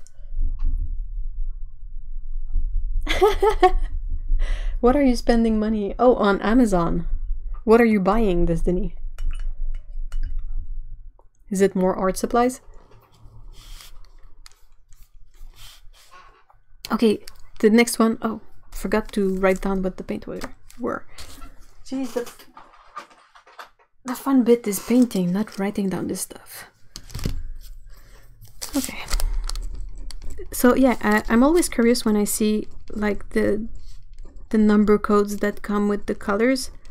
Like here we have 802, 804, 806, 808, and I'm like, where is 803? And they're like, oh, is it always a jump of like a 2 number, like 10, 12, and no, here we have 11. And then we have 13, so like what happened to the colors in between? Were there ever any colors in between? Oh. Paint and art supplies and paint and stuff and some very funky iPad holder. And palettes. Ah, yes, that's true. Meeden, that is really popular on Amazon, especially Amazon US.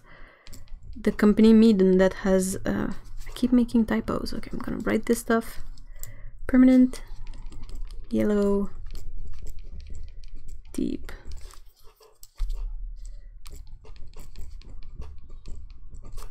Okay, so Meeden, the company that has the metal palettes, they have recently also made available colored palettes. So they have pink, light pink and light blue palettes. like the metal tins, but with color on them, which I think is awesome. And I just wish more palettes with different colors were available, like not just light pink and light blue, but like a red one and a green one and a yellow one.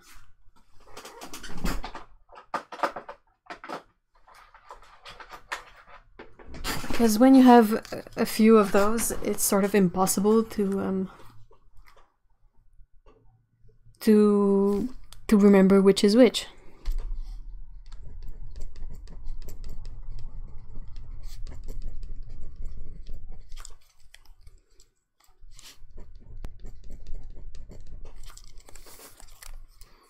I'm gonna have so many pigments to research after that.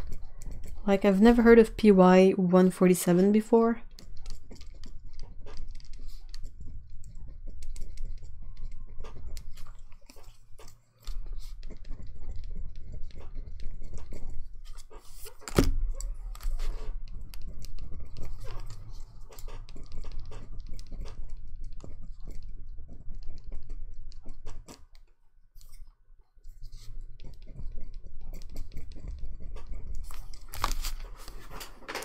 Oh, sure. Ask a question. Any questions are... feel free to ask ones. Go ahead, ask questions. Okay.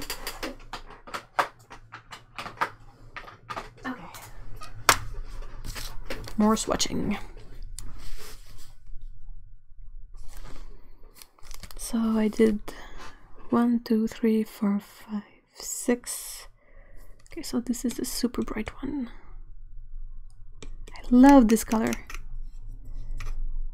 I feel sorry for Otto and her dislike of orange, because this one is amazing.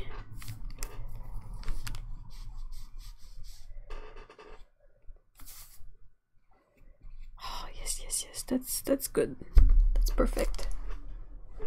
Yeah, an orange palette just for Paulo.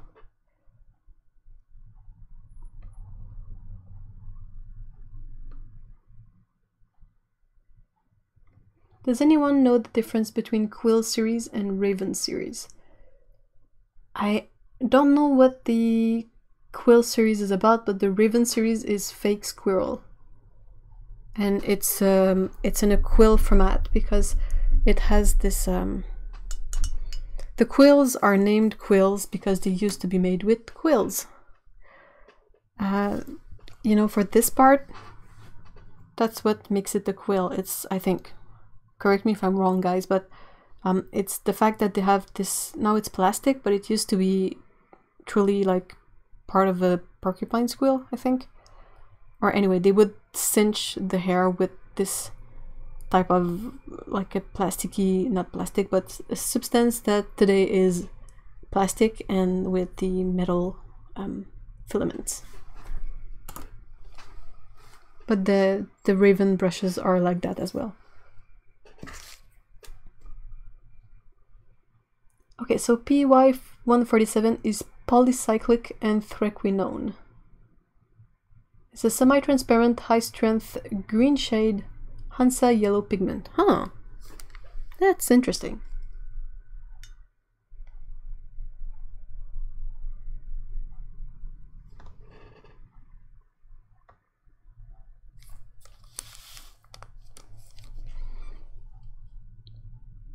The next color is also really pretty. The Permanent Yellow Deep.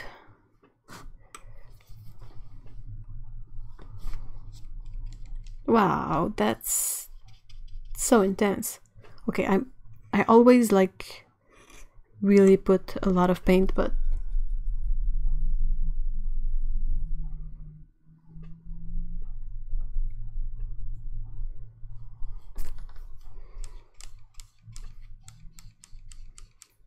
that's what I really like of these paints, is this intensity and the fact that you can sort of layer them. You don't even have to layer them all that much to get really dark colors, because you can use these super thickly and it will still work perfectly fine, which is not always the case for watercolors.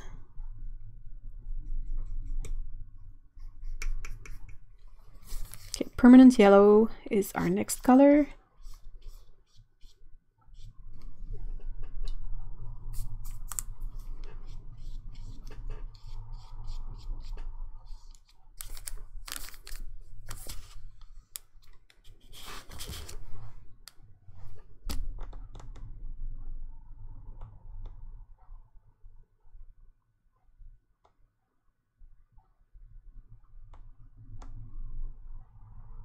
Hi, Tsukabu.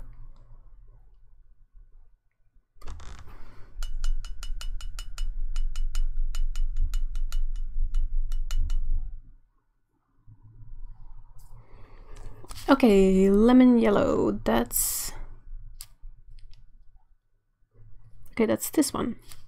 Yep, that's the neon, that's the polycyclic anthraquinone neon yellow. Whoa! What? How can they say that this doesn't have any fluorescent dye in it?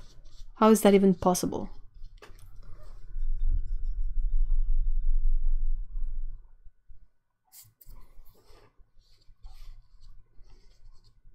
So bright. And then we're gonna be swatching John Briand and it's gonna look so dull in comparison.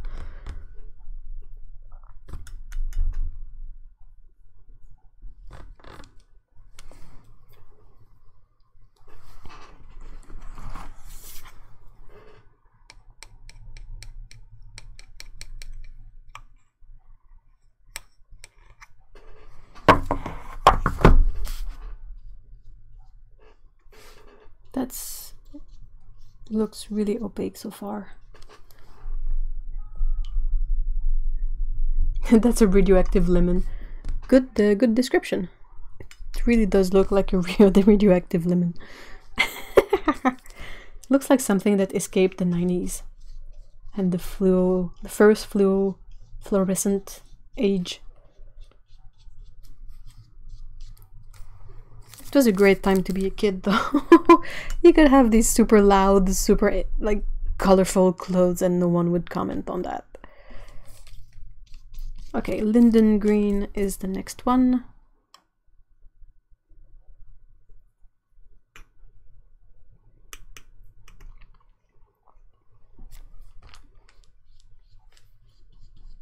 It's one of those that got super liquidy, so it's a bit difficult to pick up some of the actual paint.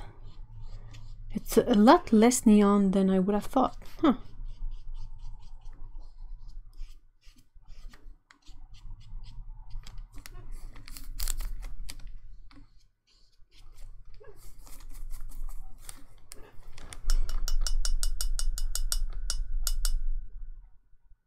New Kids on the Block.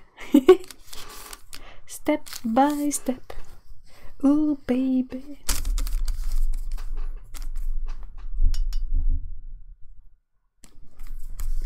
I'm gonna go change the water because it's pretty gross.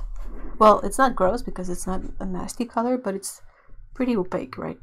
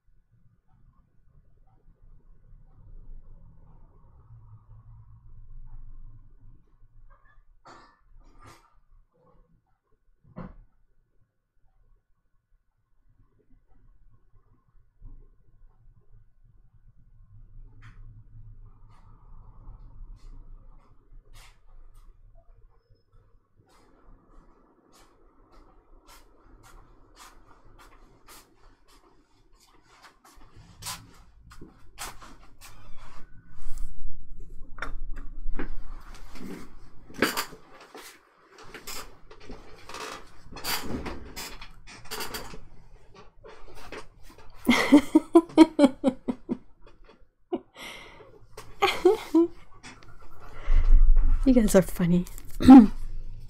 Ah. Okay, next. I really hope this is not too boring or dull. Sorry, it's kind of a tedious process to just write everything down, which is a bit why I had been postponing it, because I would have had to do all of this anyway.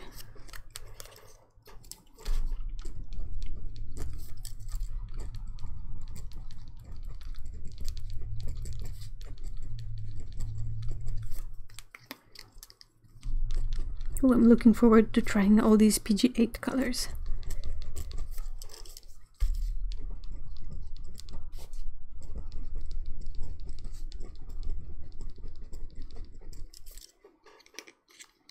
Aww.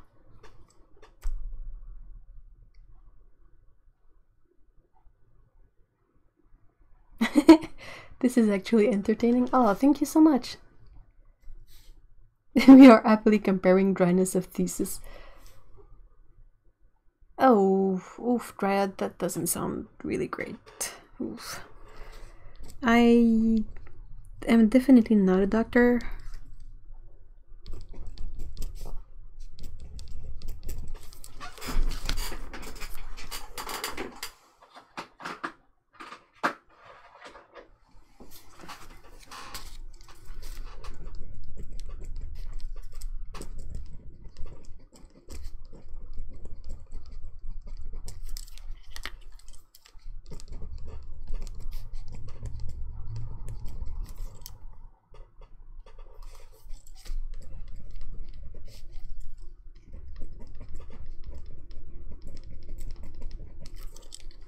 I think sap green was one of the colors they had sent me to try. I've sent these along to Denise from In Liquid Color so she could try them, but she also has the Mission Gold weirdly named white glass paints. Seriously guys, white glass, ugh, cringy.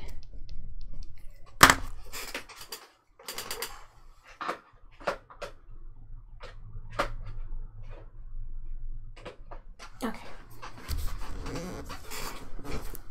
I will do all of these.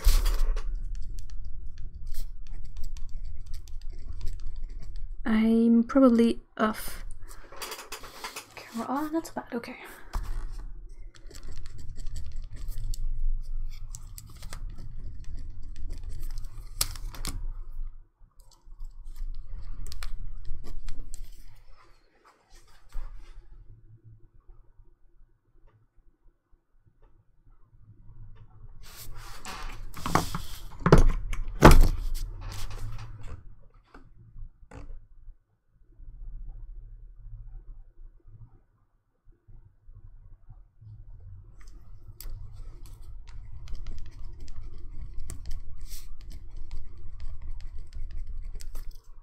I'm really excited to try the shadow green because it is PBK31, which is perylene green. I always want to say paleogen green, but that's the way Kremer calls it. Most brands call it perylene green.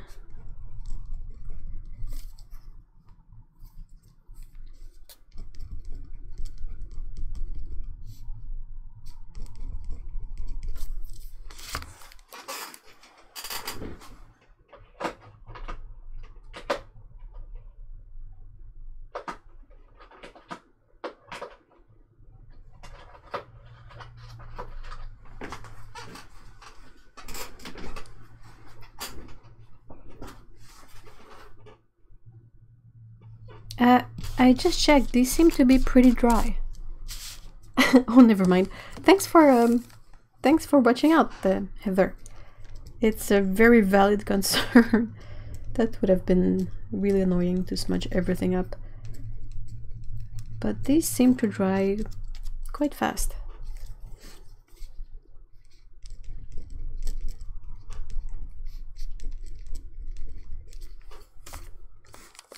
It's a good thing also that they've sorted these in order.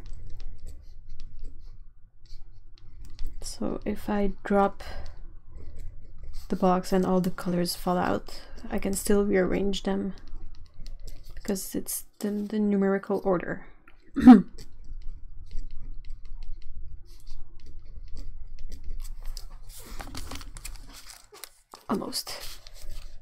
Almost done with the first sheet of writing the stuff. Cerulean blue hue.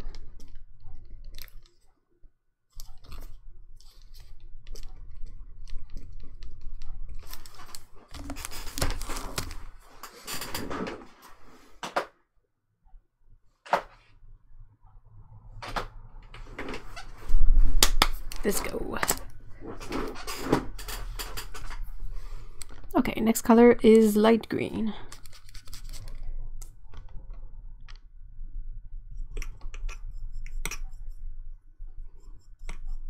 I usually don't like to use my paint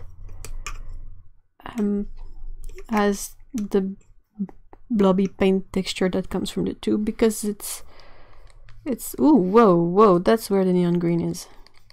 What? Because I find it difficult to control the application, so I always sort of dilute it with water. And sure, it makes the color less opaque or less intense a bit, but it's much easier to work with.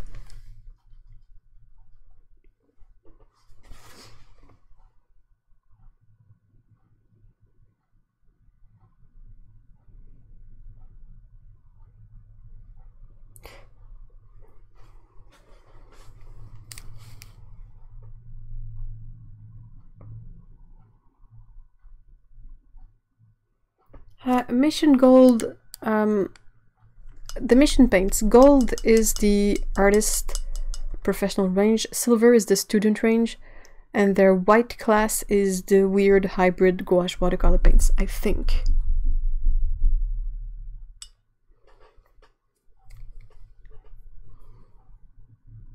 Okay, next one, greenish yellow. I always grab too much. Woo, that's a brown green if I've ever seen one. It doesn't have the nice glow of azo green. Trying to think of where you would see this color in nature, and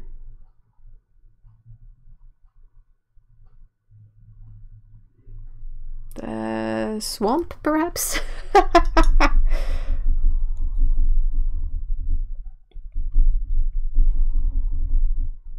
Yeah, I think the chat has it right.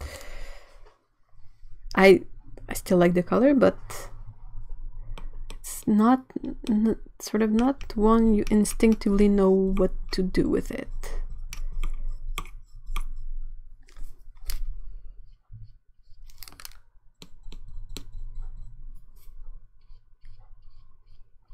Ooh, this is a nice olive green.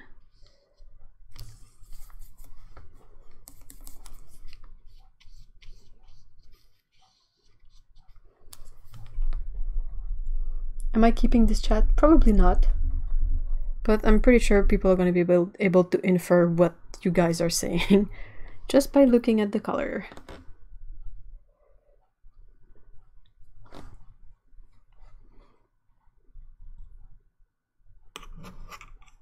Okay, so cobalt green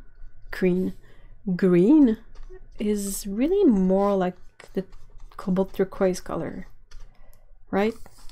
Right? Oh, definitely the color of dying leaves, yeah. Yeah.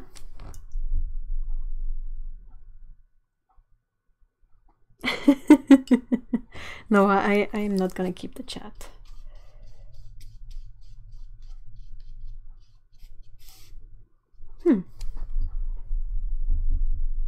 Yeah, it's a really weird jump in color, because after that we go back to colors more like this. I'm really not sure why they put cobalt green at this specific spot in their color arrangement, but it's gonna be quite a clash with sap green. See, that's what not sure, don't know.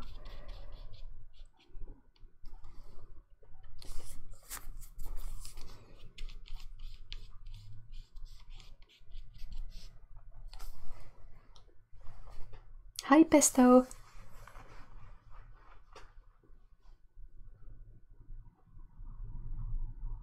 Yeah, it does look like a cobalt teal, right? It doesn't look like cobalt green because cobalt green is usually way more green than that. Like, when you have a color that's named cobalt green, it's not this color. But when you get this color, it's usually labeled cobalt teal or cobalt blue teal. I think Daniel Smith has named theirs. Okay, again, Hooker's green. We had sap green and now we have Hooker's green. Always makes me feel stupid. Oh, nice.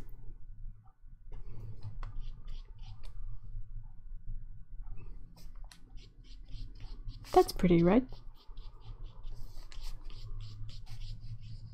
Seems to be fairly transparent too.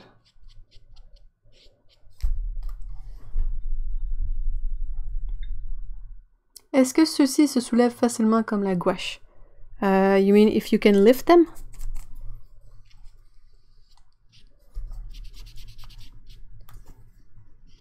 Well, gouache is not always easy to lift depending on the pigment, right?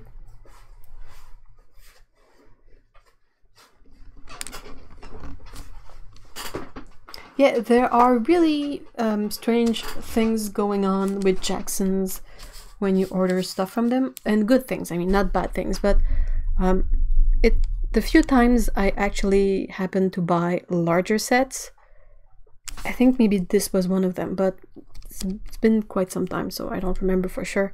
But like if I were to buy a larger set, something a bit more expensive, shipping would be free.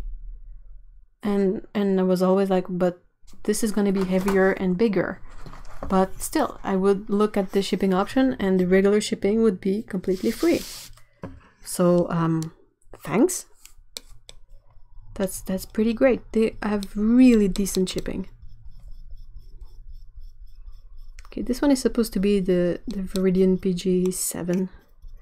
Already it looks like super intense.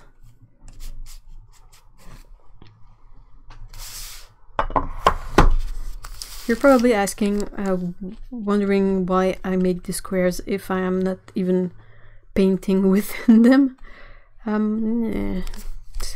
Lines.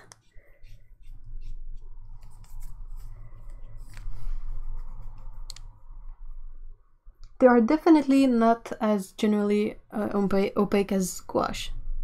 Some colors you can tell they are opaque. This. But the greens so far, they've been quite transparent. This alizarin crimson seems to be quite transparent as well. But you have that in gouache too. Like regular gouaches, some of them will be more transparent. Like if you take a color like dioxazine purple gouache, it's not going to be super opaque. It's going to be semi-transparent or transparent.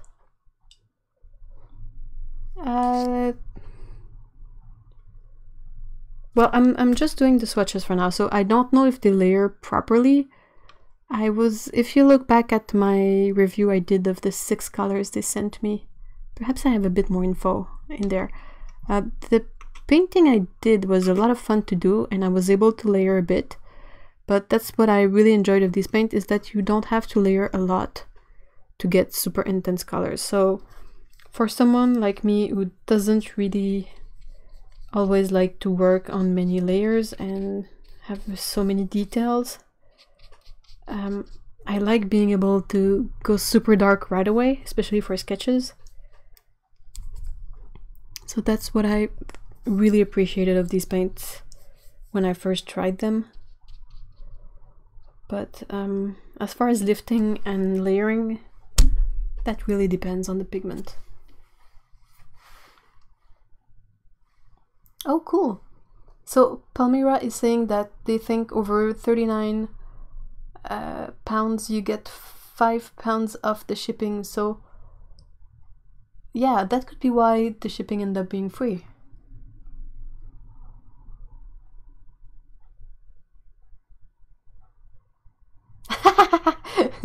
Heather is saying that I had to make the lines if I want to be able to be replaced and paint outside of them. That's kind of funny.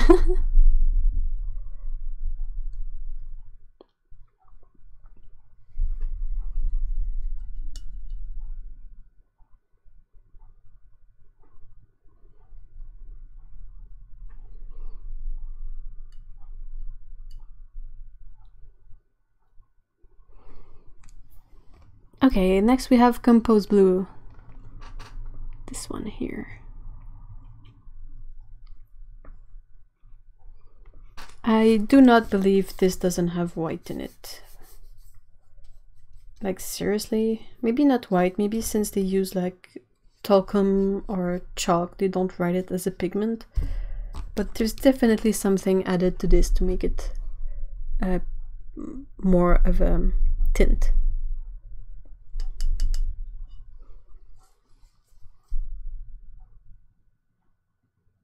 Oh no! Tsukabu's dog is choking.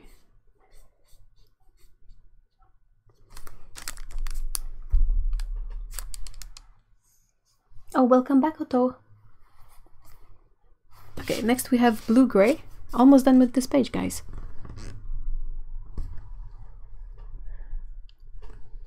Okay, so blue-gray.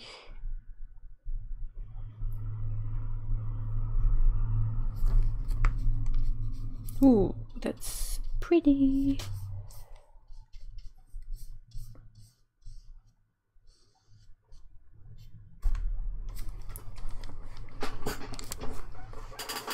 Compose Blue looks very pale. It is very turquoise, actually.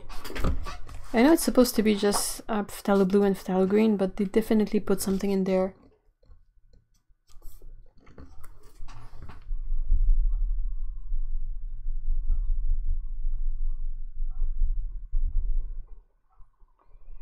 I will layer with watercolors when I'm working on a piece like the ones I do for the Animal Artist Collective, where I am not entirely sure of what I want to do and I don't have like an exact reference.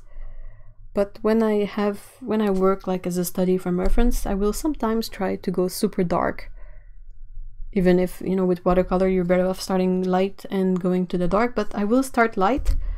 But in the sense that I will paint the light areas first, but I will not layer to create the darks. At the end I will put some super dark colors to create the darks, and hopefully that's not gonna be too nasty looking.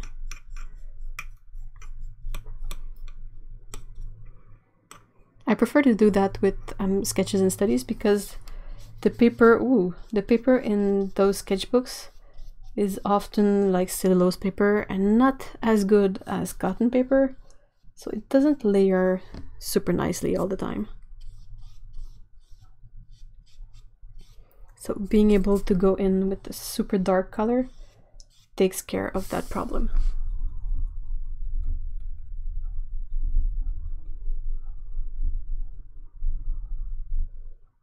Oh yeah, periwinkle. That's a good way of periwinkle is such a cute word.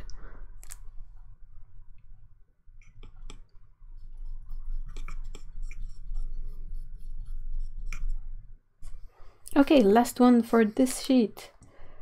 Cerulean blue hue. This is definitely phthalo blue. And since it's gouache, it's not gonna granulate, so why not just call it like phthalo blue?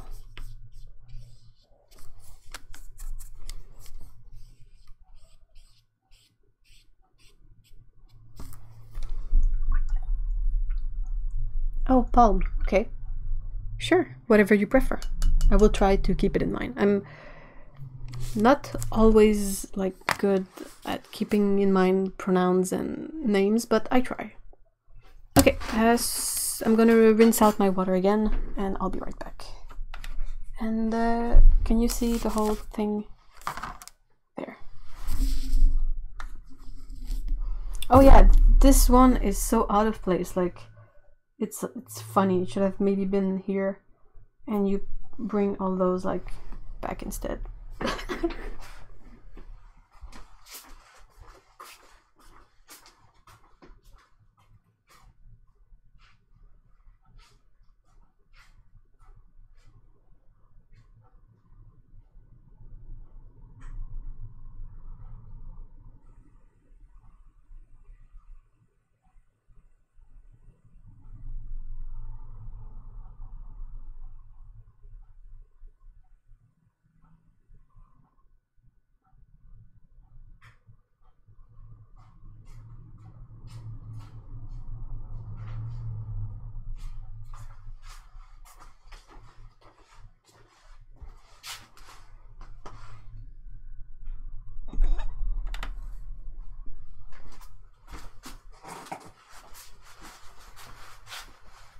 Hey! Hello! Hello! Qu'est-ce que tu fais,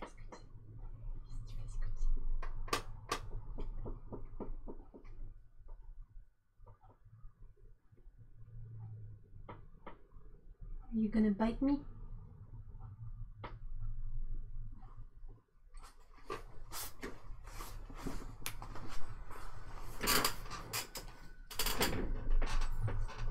So Scout wanted some scritches. I had to take a scritch break. Okay, round 2. Fight! Okay.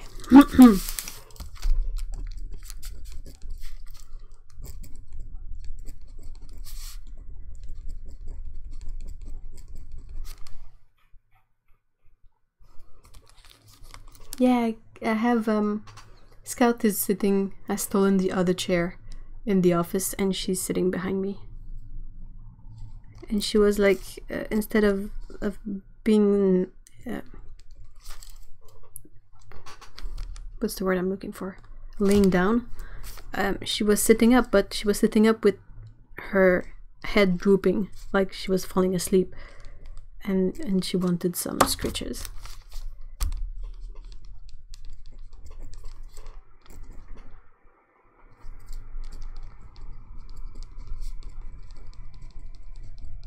I am so tired of writing the name Ultramarine. Ugh. Again with that color? What?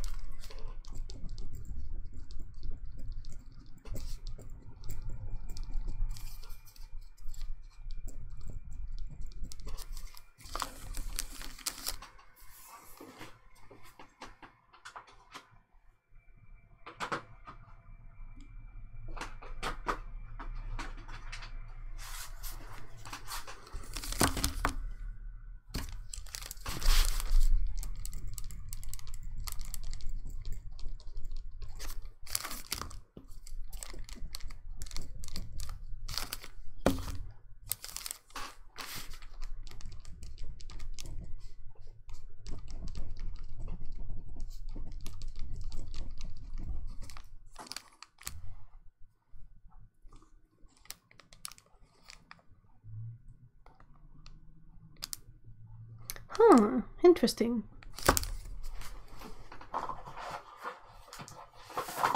Okay, so Heather is saying that she just looked at the color chart posted on Jackson's and the cobalt green they have showing doesn't look out of place. She wonders if they mislabeled a tube.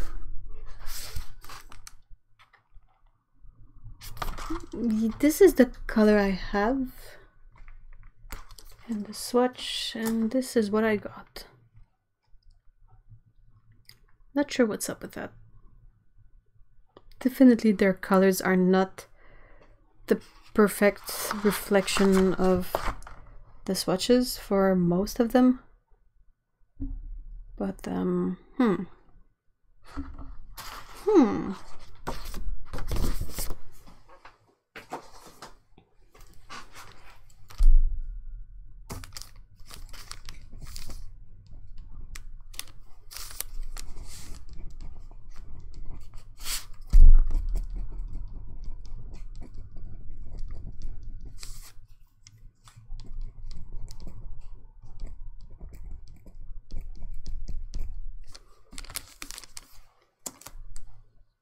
well, keep in mind, guys, that my camera is not the most color accurate thing ever, as in not at all.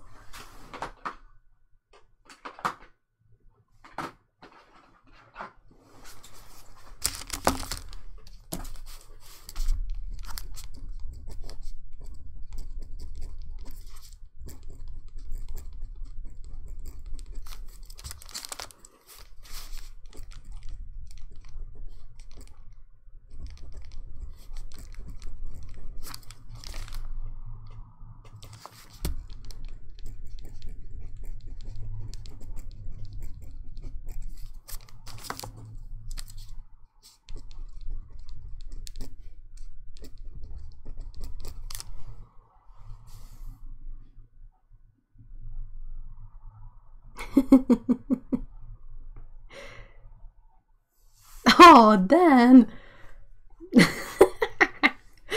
So everyone in the chat is talking about their pets, and Dan says the only animals I have is a hamster and my partner. So nice! How nice of you!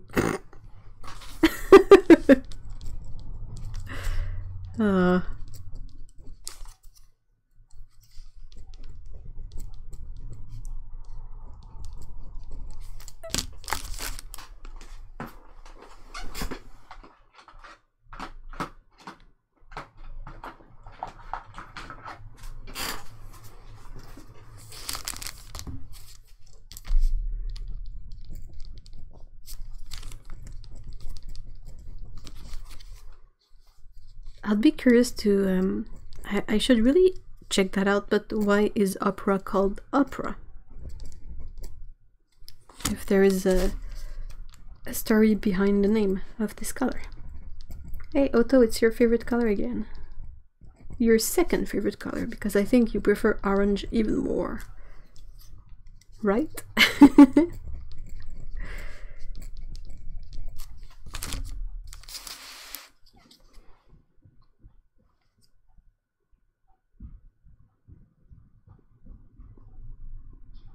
Maybe because opera sings the loudest.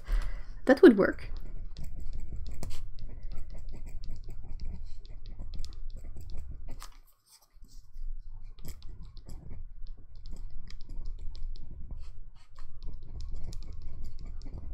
Oops. I always make a typo at some point.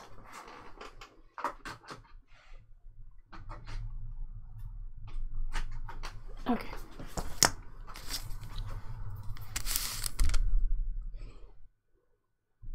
So blue-gray, peacock, cerulean blue. So this is cobalt blue hue. Oh, I thought I had more water in there. Oh well.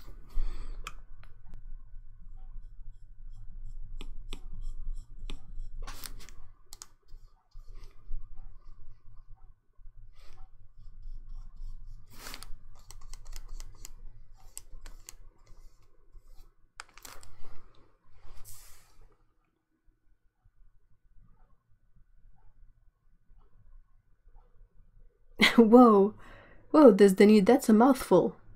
The Iziu Shangxi, what? Shangxiju Tang traditional professional Chinese painting color powder pigment made from natural, nice typo, natural minerals and plants set on Amazon. Wow.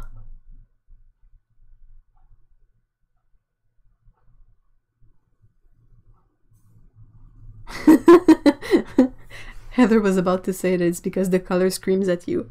That's a good one.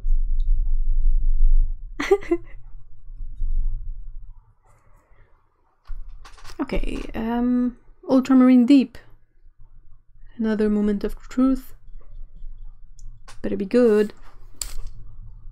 Ooh, yeah, okay.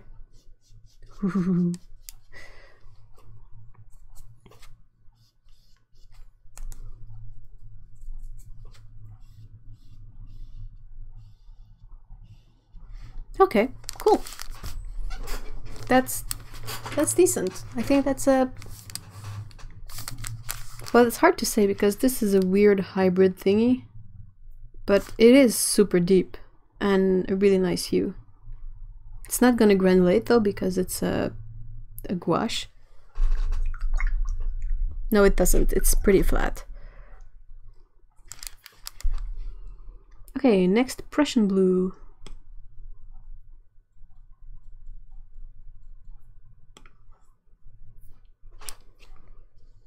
Ooh, very nice as well.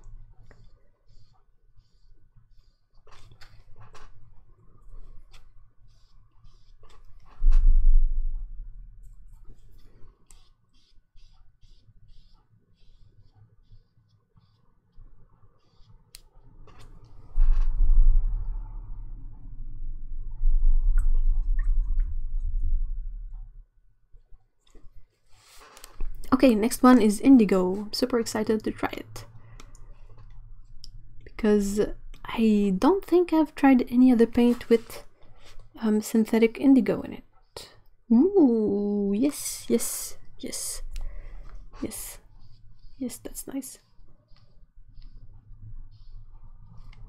Yep, yep, yep, that's a good one. That's a keeper, guys.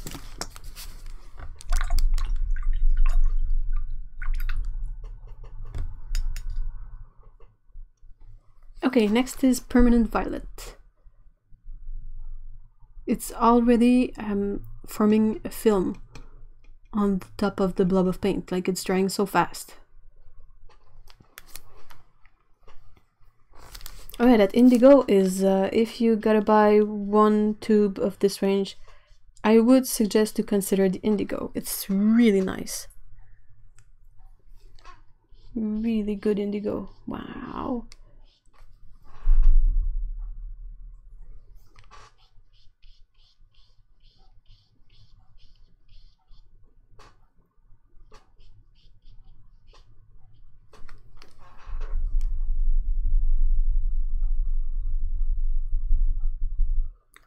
The Lightfast rating of the indigo. It is 2 stars, where 1 is worse and 3 is better and 4 is the best. So not amazing. You'd think that with synthetic indigo they would perhaps try to make it more Lightfast, but apparently they did not.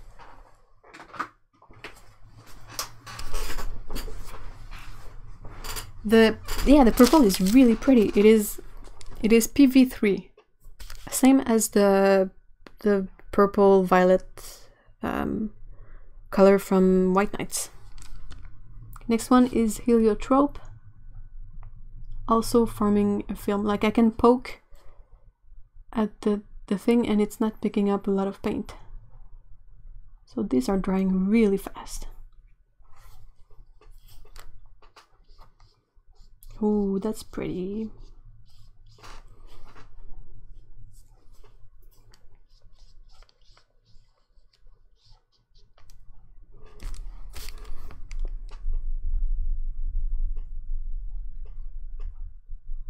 Yep, back in time for the blues, Lana.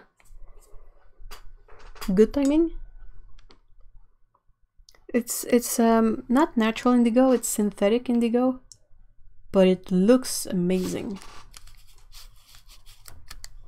Whoa. Okay, blue celeste.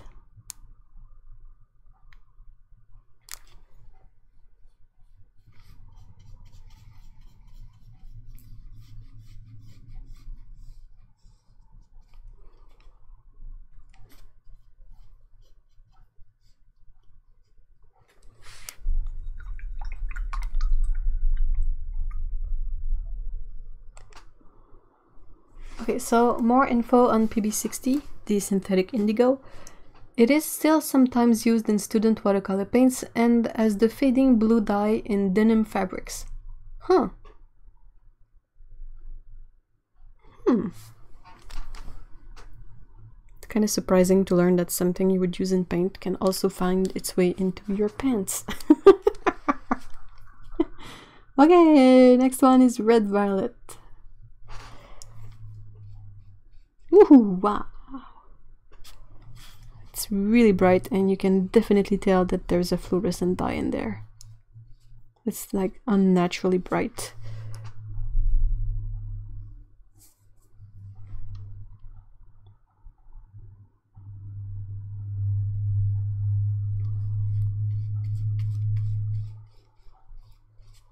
I apologize if the weird noises from outside get picked up by the mic.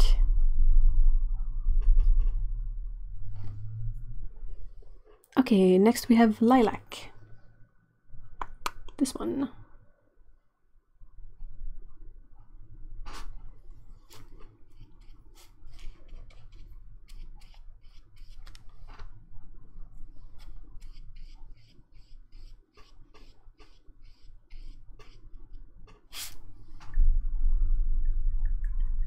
Mayan Dark Blue is PB62, I think.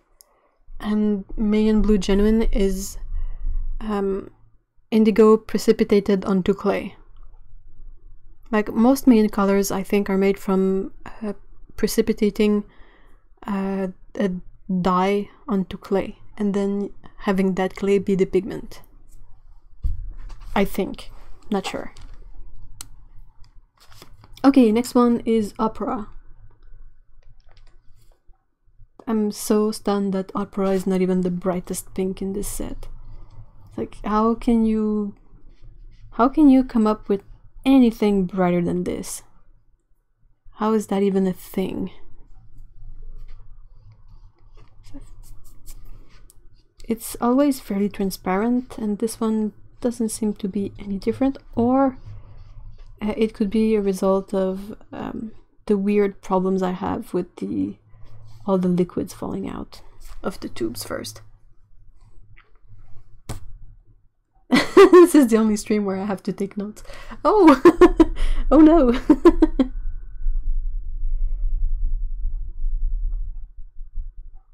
Oh wow, Paulo, that's really interesting. Hold on. Paulo is saying that the Maya Blue pigment is a composite of organic and inorganic constituents, primarily indigo dyes derived from the leaves of anil, the Indigofera suffruticosa plants combined with Palygorskit, a clay. Oh, that's so cool.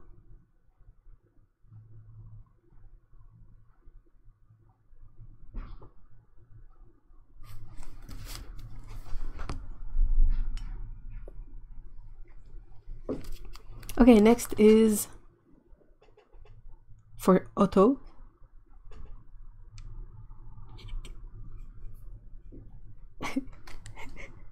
I don't think Otto is gonna like me after this stream.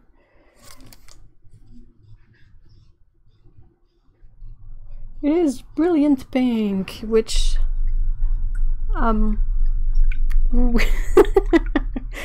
we had a fun discussion the other day where we were wondering about all these colors with brilliant in the name never being brilliant colors actually. Like Jaune Brillant is not a brilliant yellow, and Brilliant Pink is not a brilliant color really. So I wonder again, what is the story behind this? Like, where do they take the brilliant from?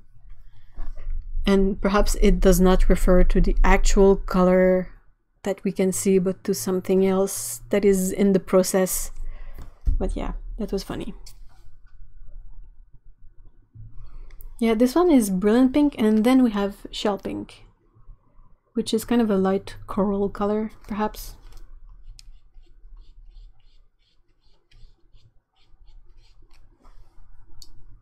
I find a lot of uses for these colors when I'm doing illustration. A lot less when I'm painting from reference, but I like these. I like having these.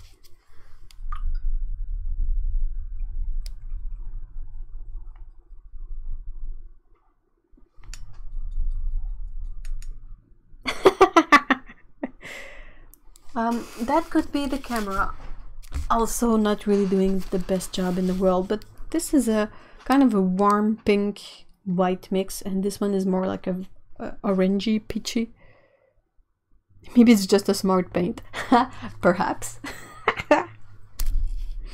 A clever yellow and clever pink and clever shell pink. Okay, this is funny.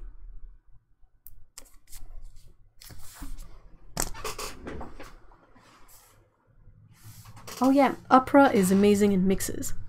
That's the thing I'm always rambling about, is that you take these neon colors that you don't know what to do and you mix them with something else. Like, hey, I have this red violet, I have no idea what to do with it, but you could try mixing it with the ultramarine deep and like with the red to see what happens. Sorry. Ugh. I'm out of water. I'm drying up. Okay. Pink. Even brighter than Opera.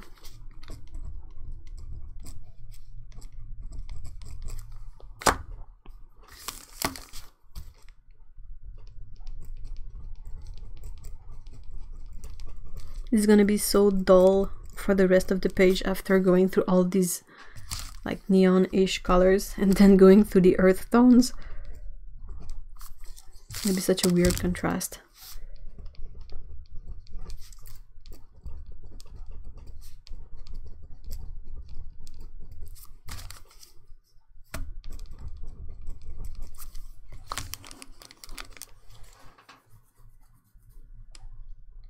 Oh yeah! Oh, Tsukabu, yeah, awesome.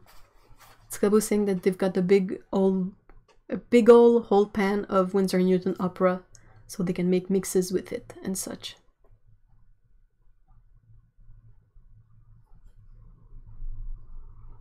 And Palm is saying Schminke uses the original indigo in their indigo color. It's PB66 mixed with another something.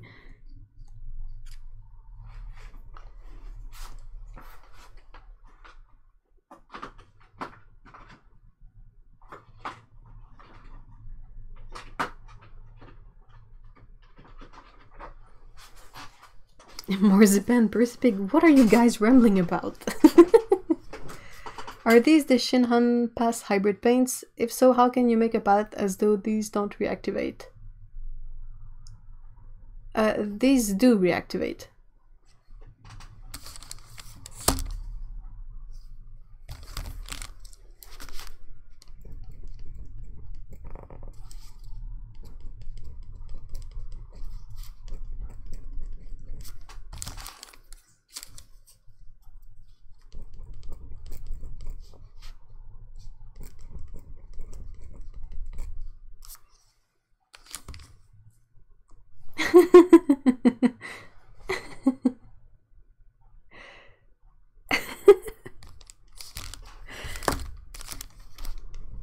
The only pig I know of is Babe.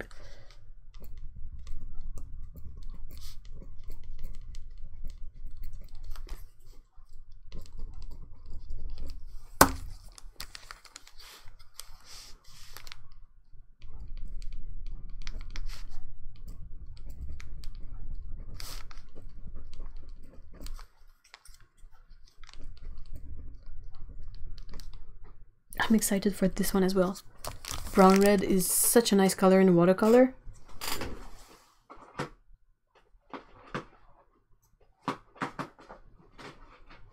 Almost done, guys.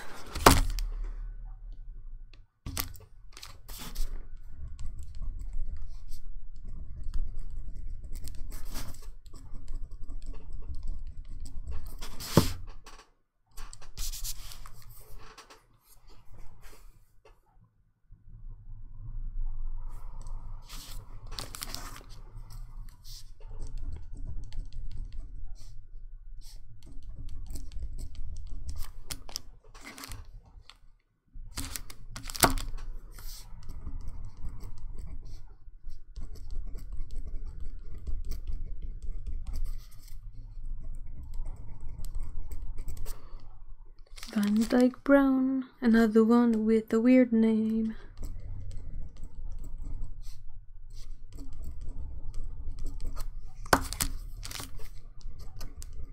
I'm curious to see their sepia as well.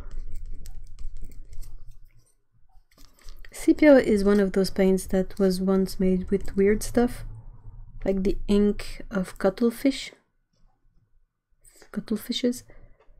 and it must have been a really weird process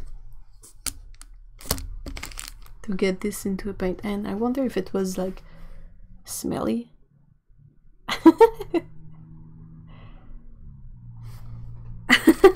Oh Dan, I saw your message before you removed it. That was a funny one.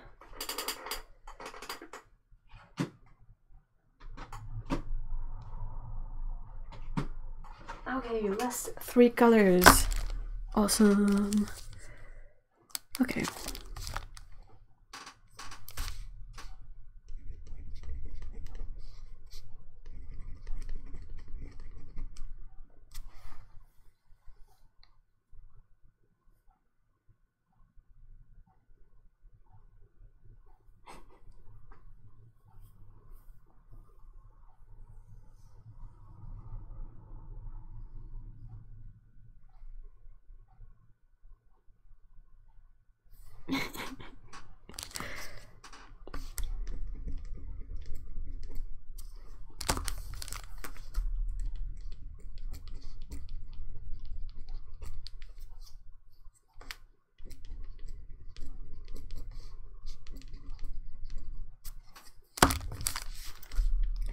The white paint from this range is a really nice one to have around, you know, as a blanc. I wrote it in French. Fine, white. That's why I had a tube of this one, because I wanted to see how it could work with watercolor, since it's kind of in between both.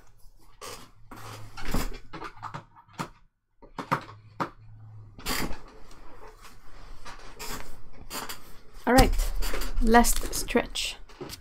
I'm gonna try to wing it with my dirty water, since I still have half of the pot that's decently clean.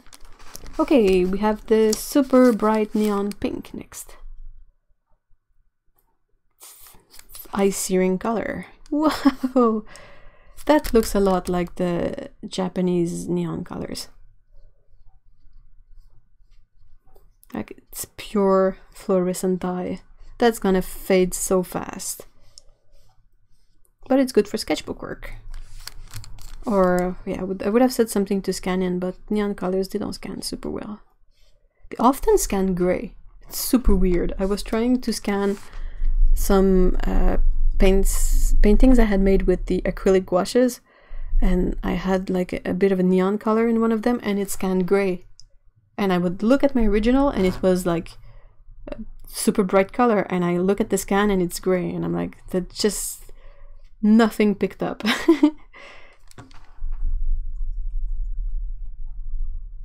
Shinhan PASS, the one where Denise got a massive tube of white. She got, not Shinhan PASS, hers is Mission Gold White Class, which is the same idea, kind of an hybrid paint between watercolor and gouache, but the Shinhan PASS are by Shinhan, and Magello has the White Class. They're both Korean brands, so it's really feels like they're fighting on the same turf.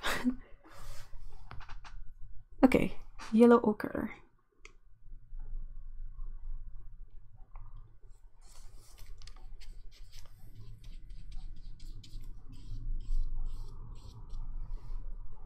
It's such a muted color after all the bright pinks.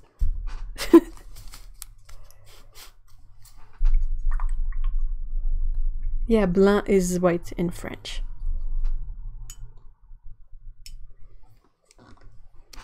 Okay, the raw umber that looks like raw sienna is next.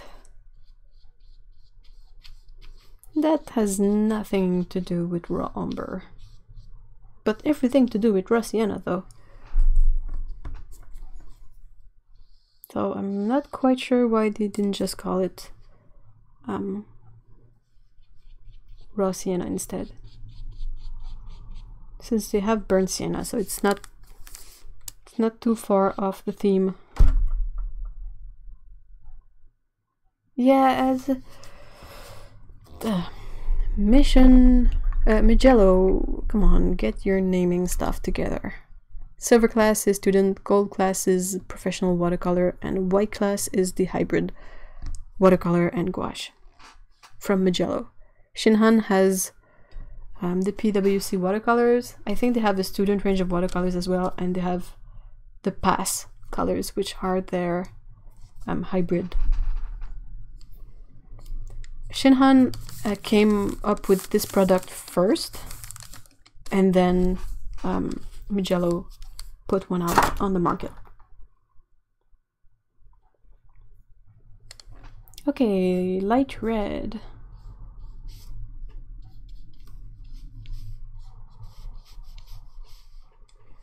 It's a nice color. It's not as opaque as I thought it would be. Like, it is a bit opaque, but it's it has a lot of depth.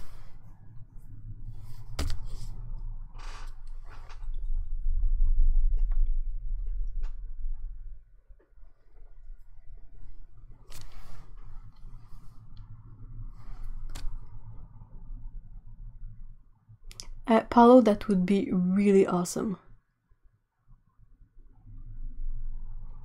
Has the quality gone?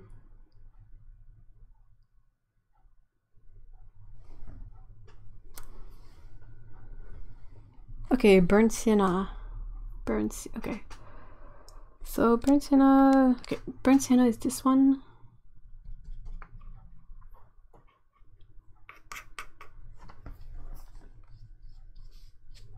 Oh, that's sad. But then again, this was one that came out all weird, soupy, with a lot of water first, so I gotta work it a bit more. Has anyone else gotten issues like cyan? Or is it just cyan?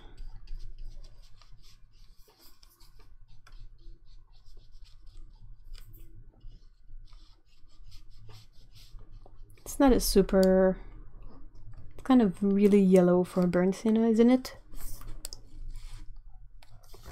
Oh yeah, it's not light red. I don't know why they call this color light red. It's probably the same logic as this brilliant pink.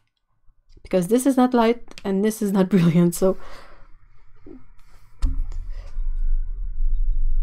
Welcome back, Heather.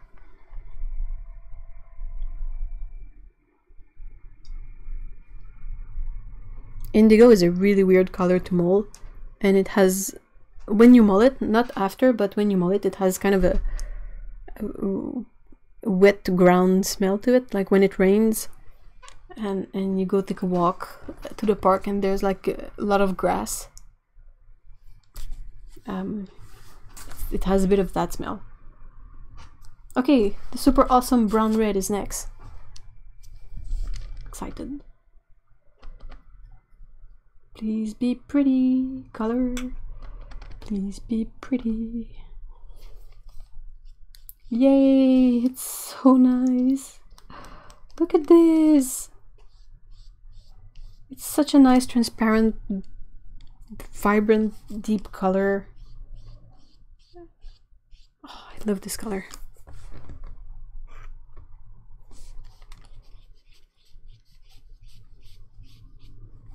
That's just great. That's just awesome. Eve is sniffing paint. You have to sniff paint when you mold them, because your face is right on top of them. It's not a disgusting smell, and since indigo is, you know, made from a plant, I'm not super nervous about it, but it's only one of the few that have noticed that there is a bit of a smell to it. A petrichor smell, maybe? I am not sure what petrichor is. Which color do you want to rename third pink, Dan? I hope it's not my brown red, because I'm going to be mad at you again. I think Dan enjoys making us mad. Like, oh, Holbein paints are not good, I don't like them.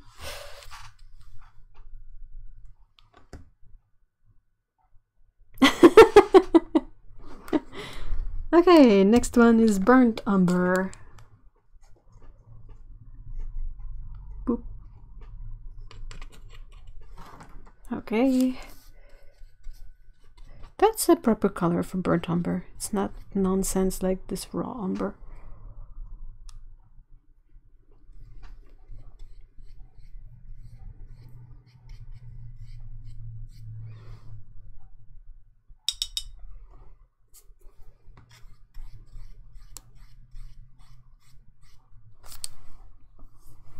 Petrichor is the pleasant smell that frequently accompanies the first rain after a long period of warm, dry weather.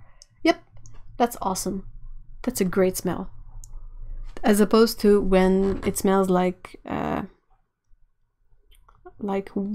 hearthworms. Oh no, I picked the wrong color. I did the thing where I picked the wrong color.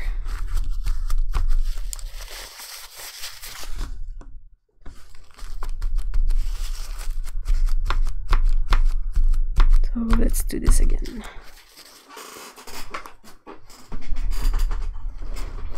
Oh, brilliant pink. Yeah, okay, okay.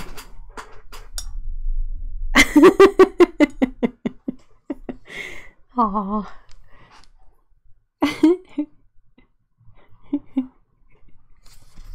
Though honestly, if you ever go to the bathroom and it's this color, I think you need to see a doctor.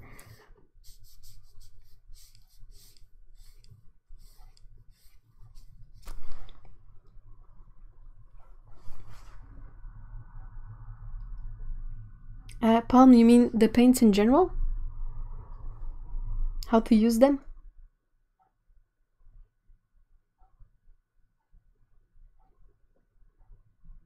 Yeah, Paolo is like our art science dude.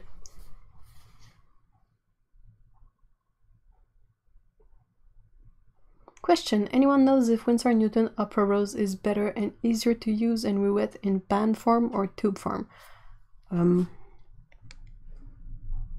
I don't know. Yeah, I think in general Winsor & Newton re-wets better when you buy the tubes and you let it dry. But I don't have a lot of experience. I've had pans that work well, and I've had pans from them that were awful. So it's a bit of a mixed pot. Okay, next one is Van Dyke Brown. Usually a color that I really like. Okay, this one is nice.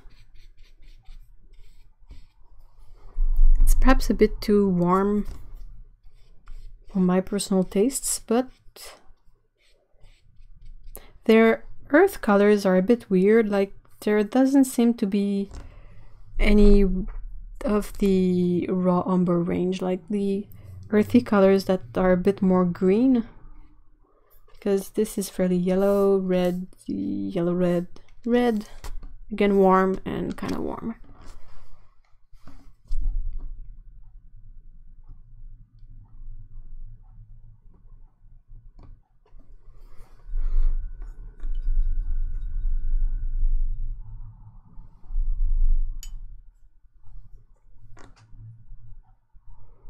Okay, sepia.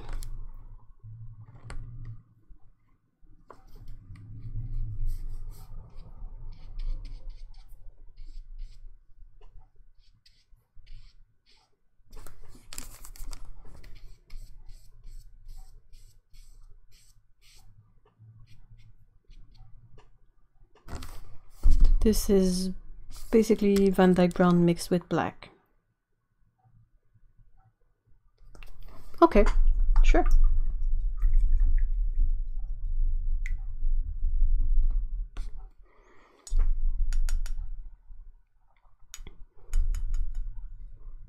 Dries hard in tube, the pens are already dry.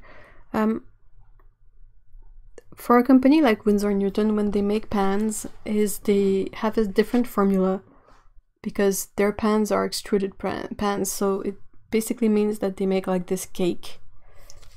A bit like if you had toys to go with your Play-Doh when you were a kid. Like, there were some of them you could push the Play-Doh and it would come out in a shape at the other end of a tube, like. So I think the extruded paints are a bit like that. So it's a different formula because it has to keep its shape. Where if you look at the paints that inside the tubes, it doesn't have any shape, it's liquid.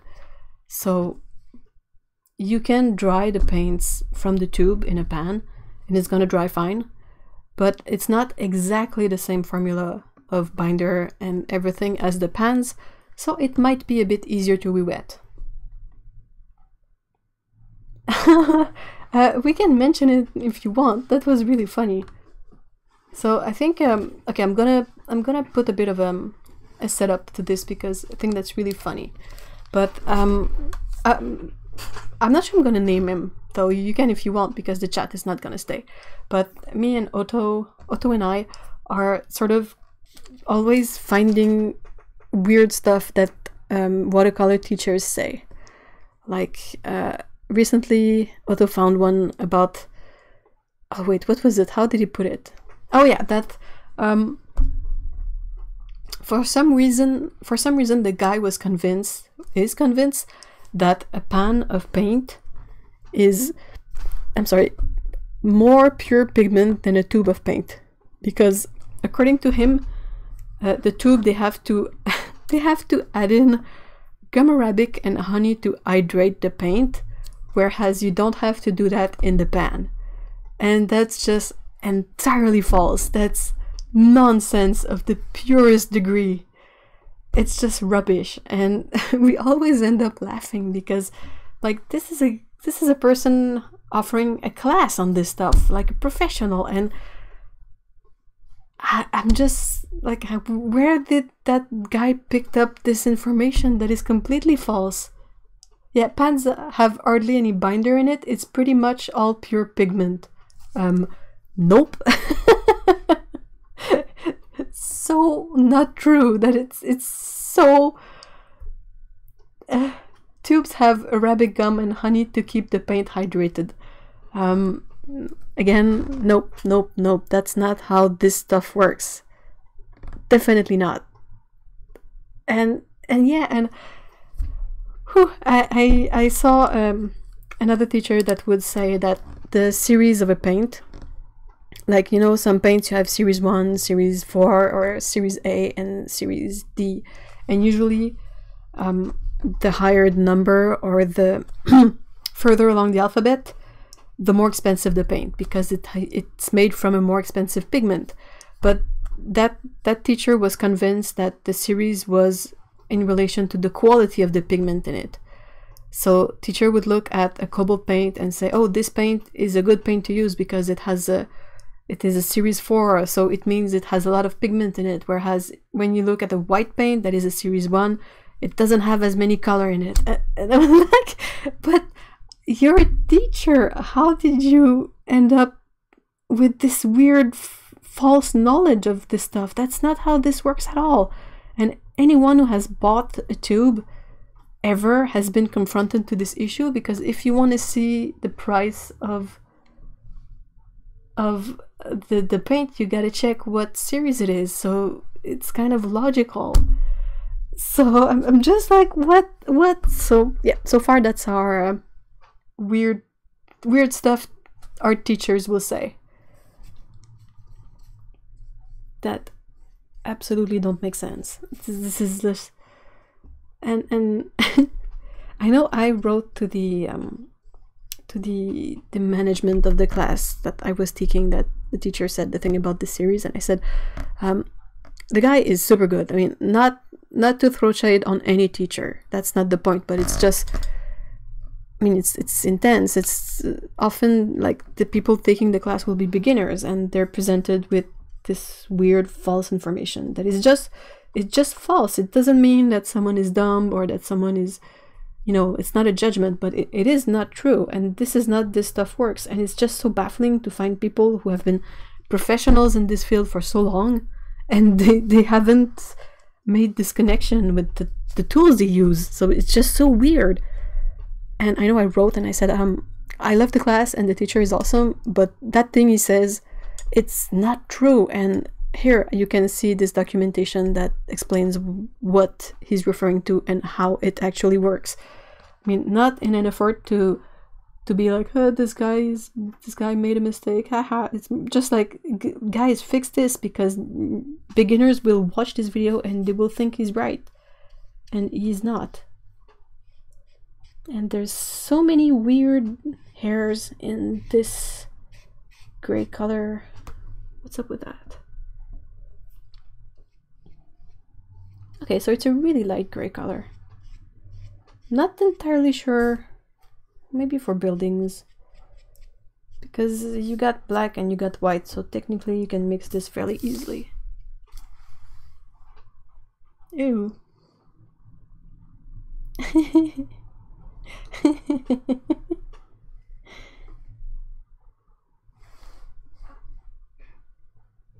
Looking at the chat. Oh, Lana is saying that Dante the dog just came out of his box and dramatically died in the middle of the room. I was saying that there's so much misinformation out there. It's why they want to just show facts. Like, show... Yeah. Rain is saying that art teachers aren't always really qualified actual teachers. It is easy to become one, too easy sometimes. Yeah, true.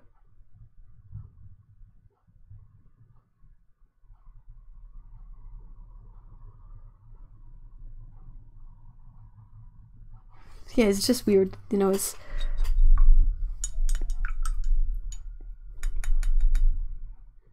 always this weird thing where it's not, I am absolutely not having any judgment on anyone who says something wrong, because we all do it. We are all learning, but there are a few things that if I come across, and not things like I believe this so it's true. It's like, no, look, facts, this is the way this thing goes. So when people say something that doesn't work in that, I always feel like this weird need to fix the problem, but I don't know how, because I don't want to say like, hey, you were wrong, this is not true, this is the truth, ha ha ha, I know the truth, because it never comes across well.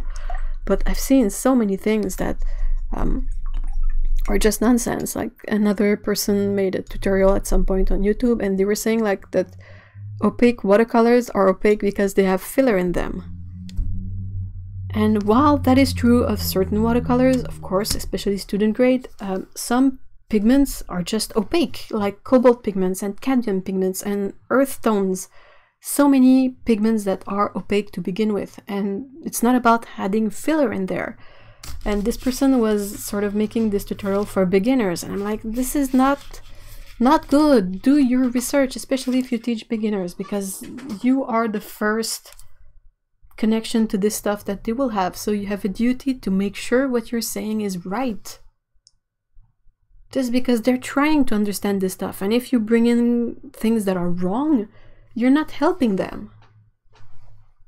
I am not like, I don't have any teaching background. I am not a teacher by any means, but I love to share knowledge and I love to share experiences, and that's why I enjoy being here. But I will always listen to someone who comes and say, hey, this is not true what you're saying, and I'm like, oh, how? Explain, let me know. And sometimes I'm wrong, sometimes they are wrong, but it's so important to be right about this.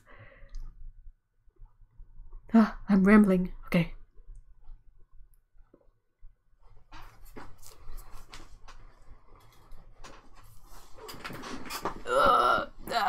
How do legs work? Okay, so I'm gonna try and move this and hopefully not make a mess.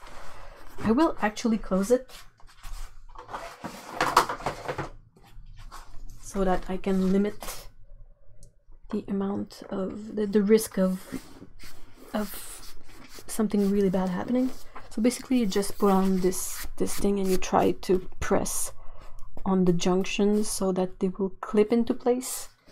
And it's easy to tell when one doesn't actually. Oh, see, I haven't put it in the.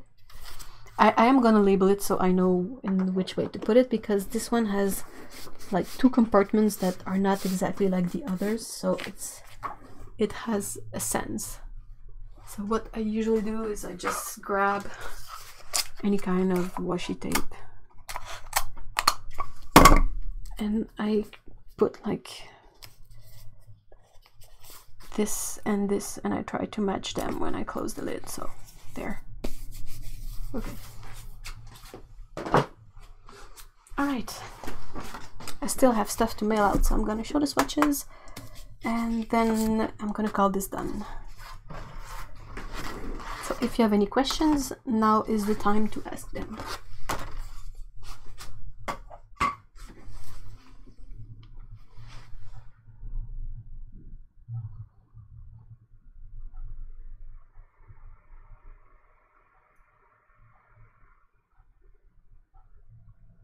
Oh wow, you guys are sharing terrible stories about mean art teachers. I'm really lucky that the one time I was able to choose art in class, because I would always pick like chemistry and physics for some reasons. Well, not the weird reason, it's always this stupid thing they tell you, it opens doors and you have more options, and you're like, yeah, but I am not interested in doing sciences afterwards, so why should I do them now? But yeah, the one art class I had a great teacher, so I'm really lucky. So this is basically the first 24 colors of the Shinhan PASS range. They feature some exceedingly bright colors, like this bright red, which is kind of a quinacridone coral in hue. This neon orange that is just amazing, lemon yellow that is pretty bright, and this light green that is also very, very bright.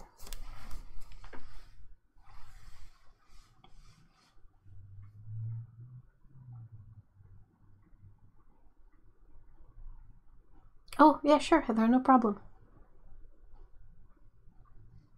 So yeah, that's basically the way this goes. The shadow green dried a bit weird.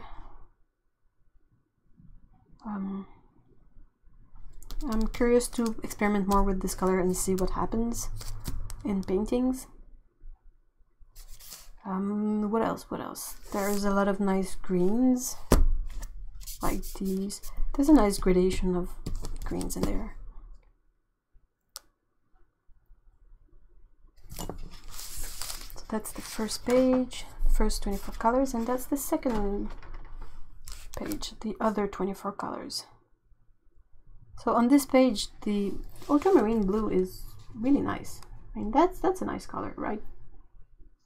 And the indigo is also really nice. I'm really excited to see an indigo color not made from mixing blue and black. Even if it's not Lightfast, you can still get a good scan in and have the color you wanted. And purple, there are many colors that are tints, like mixed with white, many neon colors. And yes, the earth tones are a bit all on the warm side, but that's not too bad. I'm guessing you can cool them down by introducing some other colors in there. Oh, the camera is too bright. Hold on. This webcam, I swear.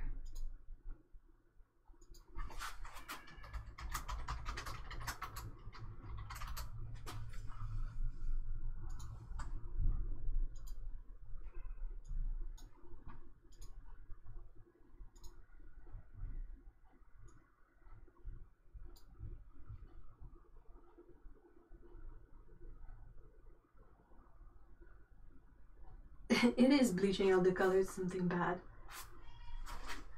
Okay, so if the image goes like super weird, that's okay. That's just the webcam being lousy, because it has a window of settings, but it's super sluggish for some reason, and every time I try to change the settings, it freezes, and sometimes it resets itself. So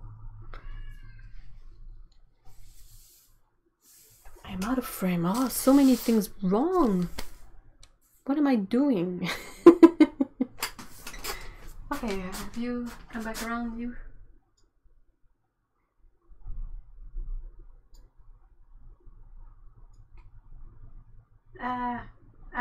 What? Okay. How is that? Is that any better?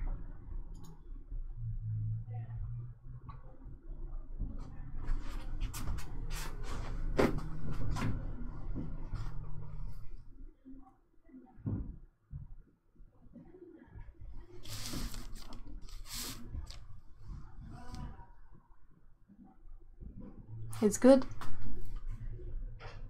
Like I said, it's not a good representation of the color because I don't have the best camera, but it still gives you an idea. And I will try to get like better pictures somewhere, maybe on Patreon. So okay, I'm gonna start over again. Page 1. Oh, well, hello. Hold on. You want to steal my chair? You're gonna steal the show instead. Hmm? Hmm? What's up? What's up, cat? Oh no, you don't appreciate. Come on, flip, flip, flip. You don't enjoy being flipped, do you? Scooty. Okay, she hates it. Okay. Wait.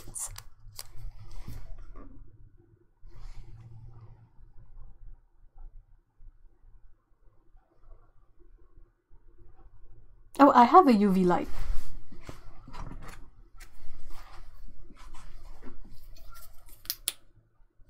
Okay.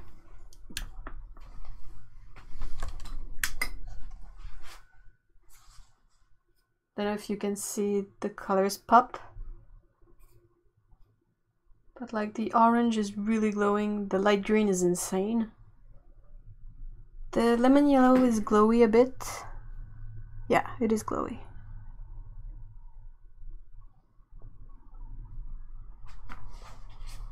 So you can definitely tell that this one has a tiny bit of might not pick up on the camera, but it lights up a bit under the UV light. The colors that don't have any neon stuff in them, they just, nothing happens when you put the UV light on them. But the colors that do, they really like pop. This green is insane. It's supposed to be just PG7 and PY3, but definitely something else is going on there. It's like, it feels like I lit an LED light live. Like, the camera doesn't do it justice. It's just insane. And these, well, the pink, of course. Not so much the red violet, but the opera does as well. So it's basically the pink and the opera. Like bright, super bright. And the pink. And yeah, I think the green is the most like intense one, and the orange is also really good. These oranges, not really, maybe a tiny bit this one and this one, but it doesn't feel like these, they don't react as much as this one.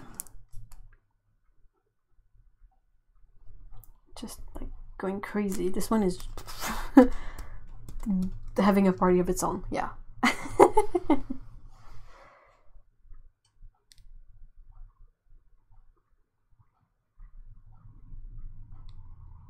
Does she need bringing to life? Yeah, I think Scout needs some evanescence. Yeah, it was called light green, and it's supposed to be just phthalo green and PY3, like yellow and green. They don't mention putting in something else that would cause this. And it's definitely not something they put in all the paints, because none of the other paints have this effect.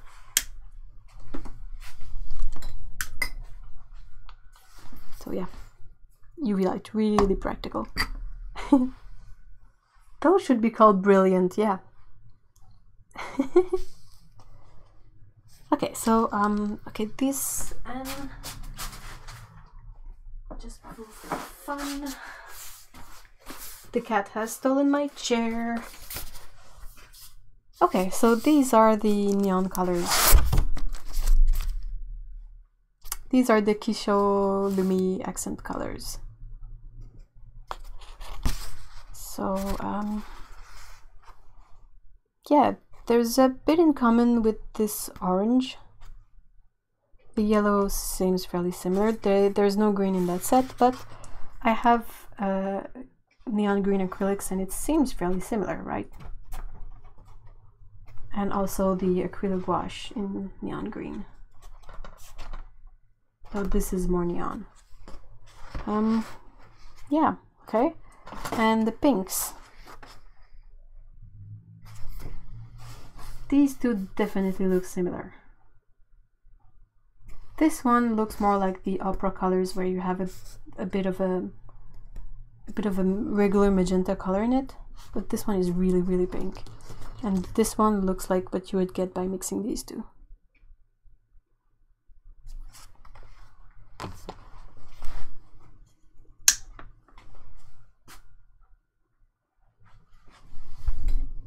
You want me to put the UV lights on this one? Or, hold on, I'm just gonna... See, that's fairly... well, it doesn't register so well on camera. But you can really tell in real life which colors are the most... Like the acrylic gouache are amazing. They really glow. These are inks, they glow a bit less.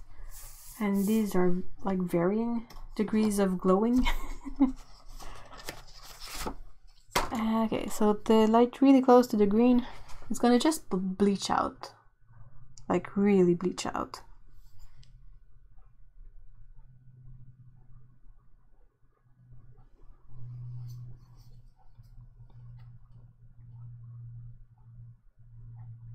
Oh, bye, Palm. Thanks a lot for being there. Yeah, the orange is also like insane, and the yellow.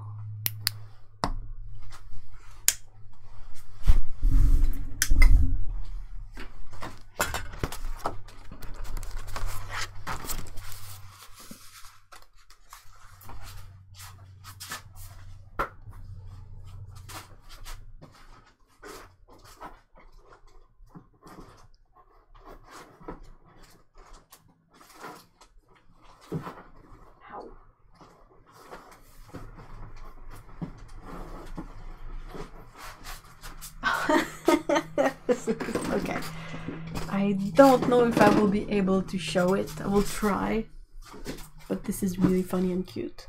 Okay, so can you see who has stolen my chair? This goober here.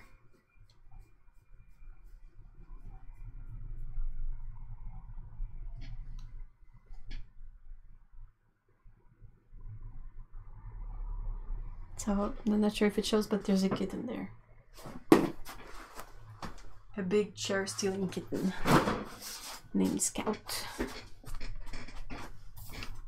There. She stole my chair.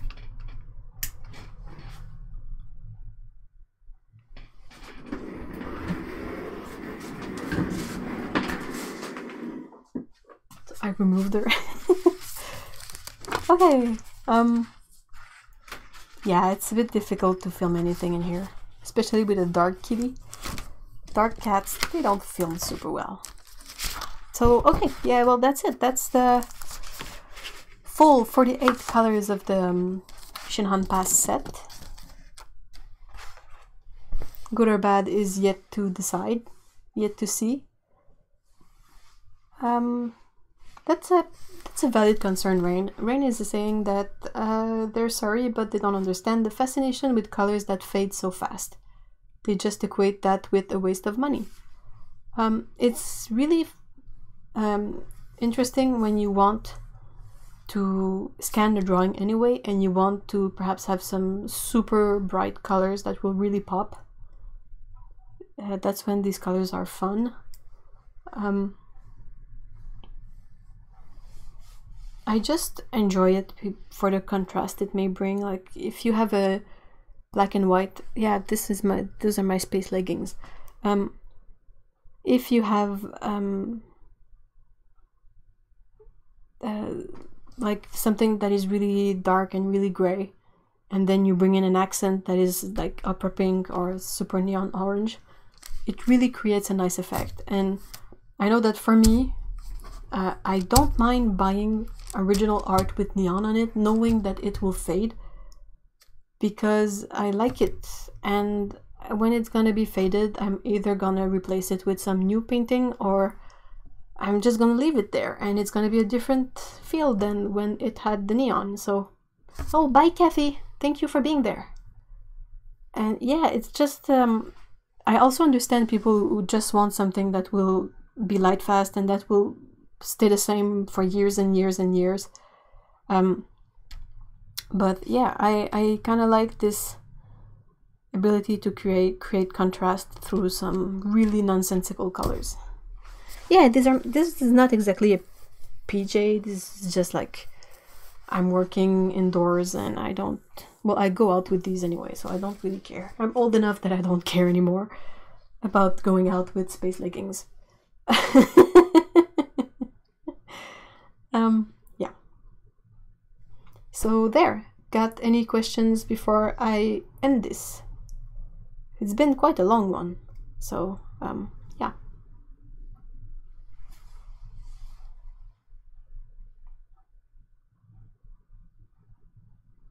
Yes, I agree. Space leggings are cool. What is the white pigment? It is PW6. It is titanium white. I would much prefer to, I prefer white gouache if I can, but if I have a choice between white watercolor and the Shinhan PASS white, I will take the Shinhan PASS white, because it's at least a bit more opaque than the watercolor. White watercolor, I have no idea what it's for. I really don't know. White gouache? Sure, not a problem. Cool, bring it. But white watercolor? Still a mystery to solve. Oh no, I have other stuff to do. I have to go to the post office, so no, I will not be doing another stream after this one. I'm gonna drink a lot of water and finish some packaging. So yeah. Thank you very much for everyone being there and staying there and like being with me for this super long live stream. Saturday, I think I will be drawing pets again, unless you guys would prefer to see something else. You can share pictures of your pets on Instagram using the hashtag EveDrawsPets altogether, and I try to grab the pictures there and add them to a Pinterest board. So I have all these references that I can use to draw pets. And yeah, I have a couple to send out today, so that's what I have to do. And yeah, thanks a lot. This was really fun to not be completely alone while painting these and having you guys being there with me in a way. So we will see each other tomorrow for the Saturday live stream at 2 p.m. Eastern time. Yeah, I tried to set up an event so you can check your YouTube subscription and see the events, and it's gonna tell you what time it is in your country. So yeah.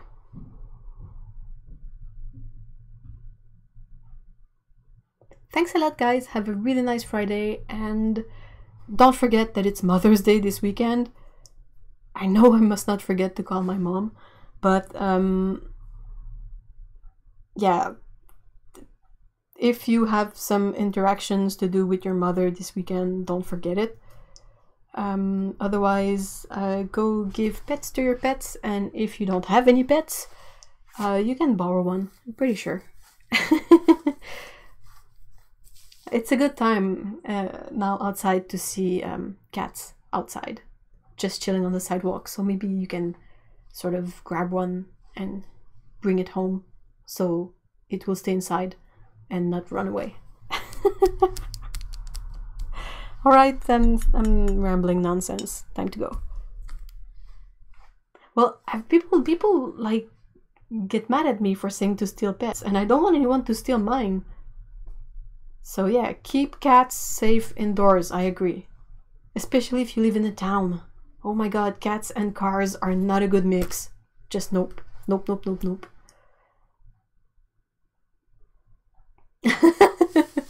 Oh no, Rain. Mother's Day and a week later your birthday. Yeah. Alright, bye guys. Have a great Friday.